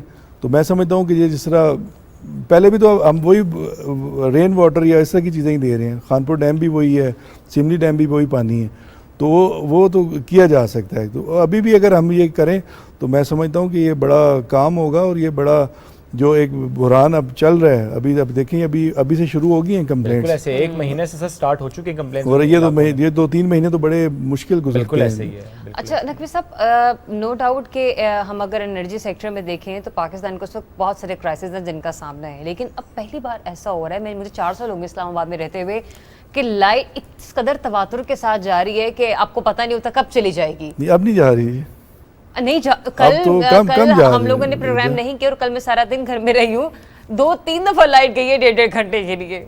अच्छा, नहीं वैसे तो E11 का सेक्टर है ये बड़ा। असल में जो इस टाइम में ना जी जो विजिट किया था प्राइम मिनिस्टर साहब ने अभी, मियाँ शहबाज शरीफ साहब, तो जो हमारे पावर प्लांट्स हैं उनकी मेंटेनेंस तक नहीं की गई। मतलब अगर किसी का स्विच खराब हो गया ना तो वो भी नहीं लगाए गए, और जो बाकी चीज़ें हैं उस पर बिल्कुल फोकस नहीं किया गया। लेकिन अब तो उन्होंने अल्टीमेटम दिया था, जैसे आपने ईद के दिनों में देखा होगा, रमज़ान में ज़्यादा जा रही थी, लेकिन ईद मैंने खैर लाहौर गुजारी थी तो लाहौर में बिल्कुल नहीं गई। अच्छा, हमारे जो इस एरिया में भी ना जो अर्बन एरिया में से बहुत कम जा रही है, हो सकता है वो बाज़ दफ़ा जो घंटे 1.5 के लिए जाती है ना जी, वो मेंटेनेंस का ये लोग काम कर रहे होते हैं। किसी का अगर ट्रांसफार्मर अगर फर्क गया, उड़ गया है किसी वजह से, तो वो उसके लिए वो पूरी बंद करते हैं ताकि वो दोबारा से उसको ठीक। लेकिन चले बहरहाल इस पर देखा जा रहा है कि इसको किस तरह से मैनेज किया जाए कि लोड शेडिंग बिल्कुल काबू पा लिया जाए। थोड़ा सा सियासत से हटते हैं, थोड़ा सा उनकी पर्सनल लाइफ पर आते हैं। अब हर्ट कि आप ज़्यादा वक्त फार्म हाउस में गुजारते हैं? बस जी हमारा गांव है जी शाला देता। अच्छा। ये हिस्टोरिकल जगह है, ये हाँ, बहुत प्यारी जगह है। D12 के साथ वो आबाई गांव है जी हमारा। अच्छा। तो बस उधर ही हम ज्यादा। और उस फार्म हाउस में क्या क्या है, क्या मसरूफियात होती है वहाँ पे? बेसिकली जी वो रिजॉर्ट टाइप है, छोटा सा जी। बस उसमें एक तो राइडिंग क्लब है हमारा बड़ा अच्छा, हॉर्स राइडिंग है, सिखाते भी हैं वहाँ पे। ओके। हम कब तक जा सकते हैं? आप आज भी जा सकते हैं। जरा बताइए हमारे नाज़रीन को फार्म हाउस में क्या क्या है? 20 मिनट की ड्राइव है, और हर्ट के वो बड़ा खूबसूरत फार्म हाउस है। राइडिंग का जिक्र उन्होंने खुद किया है। वहाँ पे कुछ बड़े प्यारे परिंदे भी हैं जी, बर्ड्स भी हैं जी, बड़े अच्छे, बल्कि उसकी ब्रीडिंग भी कर रहे हैं। बिल्कुल। उसके अलावा वहाँ पे स्विमिंग पूल्स बनाए हमने बच्चों का, बड़ों का, स्टीम सुहाना है। उसके अलावा ऑर्चरी वगैरह कराते हैं। तो ये आप लोग उसे एक दिन के लिए बुकिंग पे दे देते हैं? बस चल रहे हैं जी, चल रहा होता है। अब तो हमने ओपन कर दिया है पब्लिक के लिए जी, ओपन फॉर पब्लिक है जी। बस इसका मतलब हम जल्दी हाँ। तैयारी पकड़ सकते हाँ, हैं, नहीं, जाने से बिल्कुल पहले आए, आपको बड़ा- बता कर और जाएंगे। हिस्टोरिकली ना जी बड़ी वो समझे रिच हिस्ट्री है। Yes. क्योंकि वहाँ पे 2500 साल पुराने बुद्धा केव्स हैं जी। बिल्कुल ऐसे ही। उसके अलावा अलेक्जेंडर रूट है जो बिल्कुल। कनेक्ट करता है केपी को जी। और उसके अलावा आप देखें वहाँ पे टॉप पे जो मार्गला के टॉप पे अगर जाएं तो वहाँ पे अलेक्जेंडर वेल है जी, बाउली कहते हैं उसको जी। वही पत्थरों की स्टेयर्स और बड़ा खूबसूरत बना हुआ है जी। अच्छा, और वो कहते हैं कि अलेक्जेंडर ने वहाँ पे पड़ाव भी किया था जी। ओके। अच्छा, वो मैं ये जब- पूछना चाह रही थी कि आपके फार्म हाउस में कुछ फल वगैरह भी लगे हुए हैं? जी लगे हुए हैं जी। ये फल चोर है। अरे हाँ, और कौन कौन से फल लगे हुए हैं? जामुन काफी ज्यादा लगा हुआ है जी। अच्छा। उसके अलावा खुबानी है, हाँ, आलू खुबानी बुखारा। बताइए। तो आलू उस तरह की- बुखारा, हाँ ये तो सीजन में पक गए होंगे अब तो आलू बुखारे। हाँ नहीं बिल्कुल आप आए जी, विजिट करें, बड़ा अच्छा आपने है। इस सीजन के बाद बुलाना है इनको। नहीं, वरना सीजन में फल आए सारे गायब। लेकिन नहीं, बड़ा नहीं, ये बड़ा मुश्किल है इस्लामाबाद के रहते हुए एरियाज में, अगर करीब आपको कोई अच्छी जगह मिल जाए, वरना आप नहीं, बड़ी पुलसा प्लान पुरसकून करते जगह हैं, है जी। वीगल प्लान करते हैं। बड़ी पुरसकून जगह है। जी, बल्कि जी, हमने जी। तो कोविड के दिनों में ना जी, तो बच्चों के साथ हम चले जाते थे ऊपर, पूरा दिन गुजारते। और टेम्परेचर का बड़ा फर्क है जी। बड़ा फर्क टेम्परेचर का और है टेम्परेचर का ठीक ठाक फर्क है। मतलब और आप बच्चों एसी के के लिए- आप कल की मैं मिसाल दूं, कल हम वहाँ पे गए हुए थे तो ये पोजीशन थी कि हम पंखे के बगैर साए में बैठे हुए थे और अच्छा फील कर रहे थे। और बस बड़ा मैं अच्छा तो बहुत जल्दी जा रही हूँ। हाँ, नहीं, मैं इत्थे ही आया ने कोई नहीं जाना।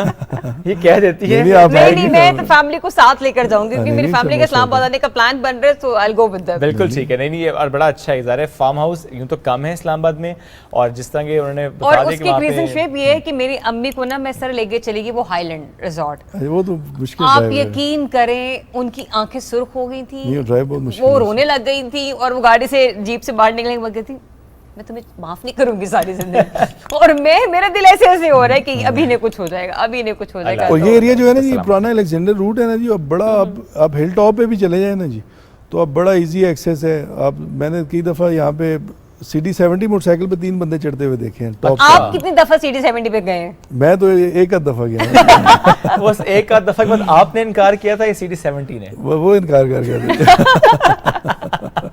शौक रहा है बाइक चलाने का? जी बिल्कुल रहा है। अच्छा, स्टूडेंट लाइफ में? स्टूडेंट लाइफ में व्हीलिंग भी की है? नहीं, व्हीलिंग नहीं। अभी कभी मौका मिलता तो चलाते हैं या बिल्कुल छोड़ दिया है? अभी काफी अर्सा हो गया नहीं चलाई। भूल तो नहीं गए? नहीं चला सकूंगा, चला लेंगे। अच्छा, तो अभी जिस तरह गर्मी का मौसम है, ज्यादा वक्त फार्म हाउस में गुजर रहा है कि वहाँ पे टेम्परेचर का डिफरेंस भी है, अदरवाइज जो भी वो बड़ा अच्छा है। वहाँ गुजर बल्कि अभी तो हमने वो रेजिडेंस के लिए भी बना रहे हैं। अच्छा, फैमिलीज आके अगर स्टे करती हैं तो ओके, वो भी अब ऑलमोस्ट तैयार हैं वहाँ पे ना। तो वहाँ पे आपके अलावा और फार्म हाउसेस भी हैं? जी काफी लोगों ने बनाया। अच्छा, यानी ट्रेंड है काफी ज्यादा वहाँ पर हो गया? काफी ट्रेंड अब हो गया है। अब बल्कि रोड थोड़ी सी थी, तो रोड का भी अब हो रहा है। अब गाड़ी आराम से पहुँचती है? जी आराम से पहुँच जाती है। अब रास्ता भी आसान है मंजिल की तरफ पहुँचने का। हमारे व्यूअर्स के लिए वैसे ये सेगमेंट बहुत इंटरेस्टिंग हो गया क्योंकि लोगों को जनरली पता नहीं है, अगर इस्लामाबाद से उन्होंने कहीं जाना है वो मरी की तरफ ही जाते थे। हाँ। अब अगर बहुत करीब आपने जाना हो और अच्छी जगह जाना हो तो so many farm houses are there. हाँ, बड़े रेस्टोरेंट अच्छे बन गए हैं, बड़े रेस्टोरेंट अच्छे बन गए हैं। ओके, अच्छा हो गया अब तो। आपको खाने पीने में क्या पसंद है? मटन पसंद है जी ज्यादा। जी। और अगर डिशेस में बात की जाए तो एक होती है, आपको बिरयानी बहुत पसंद है, हलीम बहुत पसंद है, निहारी बहुत पसंद है, इस किस्म का फूड कौन कौन सा पसंद है? इस वाले से जी ज़्यादा तो दुम्बा ही पसंद है जी, टिक्का वगैरह खाने का। तो बाकी बिरयानी, सिंधी बिरयानी। सिंधी बिरयानी? हाँ जी, जबरदस्त। तो बल्कि हमारा शेफ भी सिंधी है, तो बड़ी अच्छी बनाता है। तो अब हम उसमें हफ्ते में एक आध दफ़ा तो लाजमी बनवाते हैं स्पेशली उससे। तो वो क्या बात है। अच्छा, वैसे इस्लामाबाद में अच्छी बिरयानी खाते मिल भी जाए हैं। ये गनीमत है। नहीं, मैं खाते नहीं, आप खाएंगे तो आपको कराची वाली बिरयानी याद आ जाएगी। इसका मतलब ये मैं दो चीजें लॉक कर रही हूँ, एक सिंधी बिरयानी लॉक कर रही हूँ, ठीक है, और एक मैं फार्म हाउस जो है वो बुक कर रही हूँ। ये पूरा फार्म हाउस ही लॉक कर दिया इन्होंने। अच्छा बनी, मैंने आपसे पूछा सिर्फ बनवाते हैं या कभी बनाते भी हैं? नहीं, बनाया नहीं, कभी नहीं बनाया। शौक है लेकिन वो नाकाम। ये कैसा शौक है जो पूरा नहीं हुआ? बस वो सीख नहीं पाए जी। ये कभी ऐसा हो कि ट्राई किया फिर कहा इनकार ही समझें? ट्राई किया एक दो दफ़ा, लेकिन वो नहीं बना, फिर तो हमने छोड़ ही दिया कि ये मुश्किल काम है। ये बहुत मुश्किल काम है। ठीक है, सियासत में अगर ना आते तो फार्म हाउस में ही रहते? मुझे बड़ा शौक था क्रिकेट का जी। अच्छा, मैं तो फर्स्ट क्लास भी खेला हुआ हूँ। ओके, तो किस डिपार्टमेंट की तरफ से खेले थे? ये तो अपना जी इस्लामाबाद से थे। अच्छा अच्छा। तो बेसिक बल्कि याद है जब हम इंटरमीडिएट में थे तो हमने आल पाकिस्तान जो था ना जी फेडरल बोर्ड, वो जीता था। ओके। और उसी में मैं भी कैप्टन था और मैन ऑफ द मैच भी आया था। तो बड़ा एक्सट्रीम लेवल का शौक था। तो फिर कैसे छोड़ दिया? बस वो इस काम में आ गए सारा। यानी आपने सियासत के लिए करियर को कुर्बान किया। बल्कि ये सारे हमारे कुलीग थे। अमाद वसीम तो जूनियर था हमारे क्लब में, और उसके अलावा सोहेल तनवीर और मोहम्मद आमिर, ये हम एक सबसे दोस्ती है। हाँ, बहुत अच्छी दोस्ती। अच्छा जी जी, बड़ी अच्छी दोस्ती। तो इनमें से किसी को कभी टिप भी देते हैं कि तुमने ये गलती की है? नहीं, मुझे याद है अमाद वसीम तो हमारे साथ क्लब में जूनियर था, तो वो भी लेफ्ट आर्म था, मैं भी लेफ्ट आर्म स्पिन करता था, तो वो अक्सर हमसे सीखता था ये किस तरह करना है। अमाद वसीम के टीचर आज साथ बैठे थे। हाँ जी, बिल्कुल। जबरदस्त। सर, फैमिली में कौन कौन है, किस तरह से फैमिली के साथ टाइम गुजरता है? फैमिली में मेरी पेरेंट्स हैं जी, वाइफ, 3 बेटियां हैं मेरी छोटी माशाल्लाह। तो वो बेटियां सारी हॉर्स राइडिंग करती हैं? करती हैं, तीनों करती हैं माशाल्लाह। बड़ा अच्छा राइडिंग जबरदस्त। तो ये बड़ी अच्छी बात है। I must say proud father जो कहता है बेटियों को नॉर्मली वरना कहते हैं नहीं हॉर्स राइडिंग नहीं करवानी, लेकिन बड़ी अच्छी बात है कि आपने कहा नहीं जी हॉर्स राइडिंग भी कराएंगे। वो तो बड़ा अच्छा, तो अब तो जो बड़ी है तो वो बड़ी अच्छी राइडिंग भी कर लेती है माशाल्लाह। बल्कि तीनों काफी ट्रेन हो गई हैं अब तो माशाल्लाह। जबरदस्त। तो ये हॉर्स राइडिंग के अलावा क्या शौक है बेटियों के? उनको badminton, okay, table tennis, okay, ये सारी एथलीट्स हैं नहीं, वो जिस तरह था ना वालिद साहब चूंकि क्रिकेट की तरफ उन्होंने कहा बेटियां भी एथलेटिक्स। हाँ, नहीं वो बड़ी अल्हम्दुलिल्लाह बड़ा वो शौक से, मैं कोशिश करता हूँ कि जब भी फारिग हूँ तो उनको लेके चला जाता हूँ। हाइकिंग का बड़ा शौक है उनको, बल्कि हमारे को 2 पॉइंट है ना, नीचे एक ऊपर टॉप पे जी। सही है। तो वहाँ पे वो बस खुद ही हाइकिंग करनी, फिर आ जाना इस तरह एक्टिव रहती हैं। ज़बरदस्त। वक्त थोड़ी बड़ी मुख्तसर सा वक्त था, ख़त्म हो गया। बहुत शुक्रिया सैयद शान अली नकवी साहब साथ मौजूद थे। नाज़रीन, वक्त हो गया ख़त्म। आपसे मुलाकात करेंगे मंडे को। ख्याल रखिए। अल्लाह हाफ़िज़।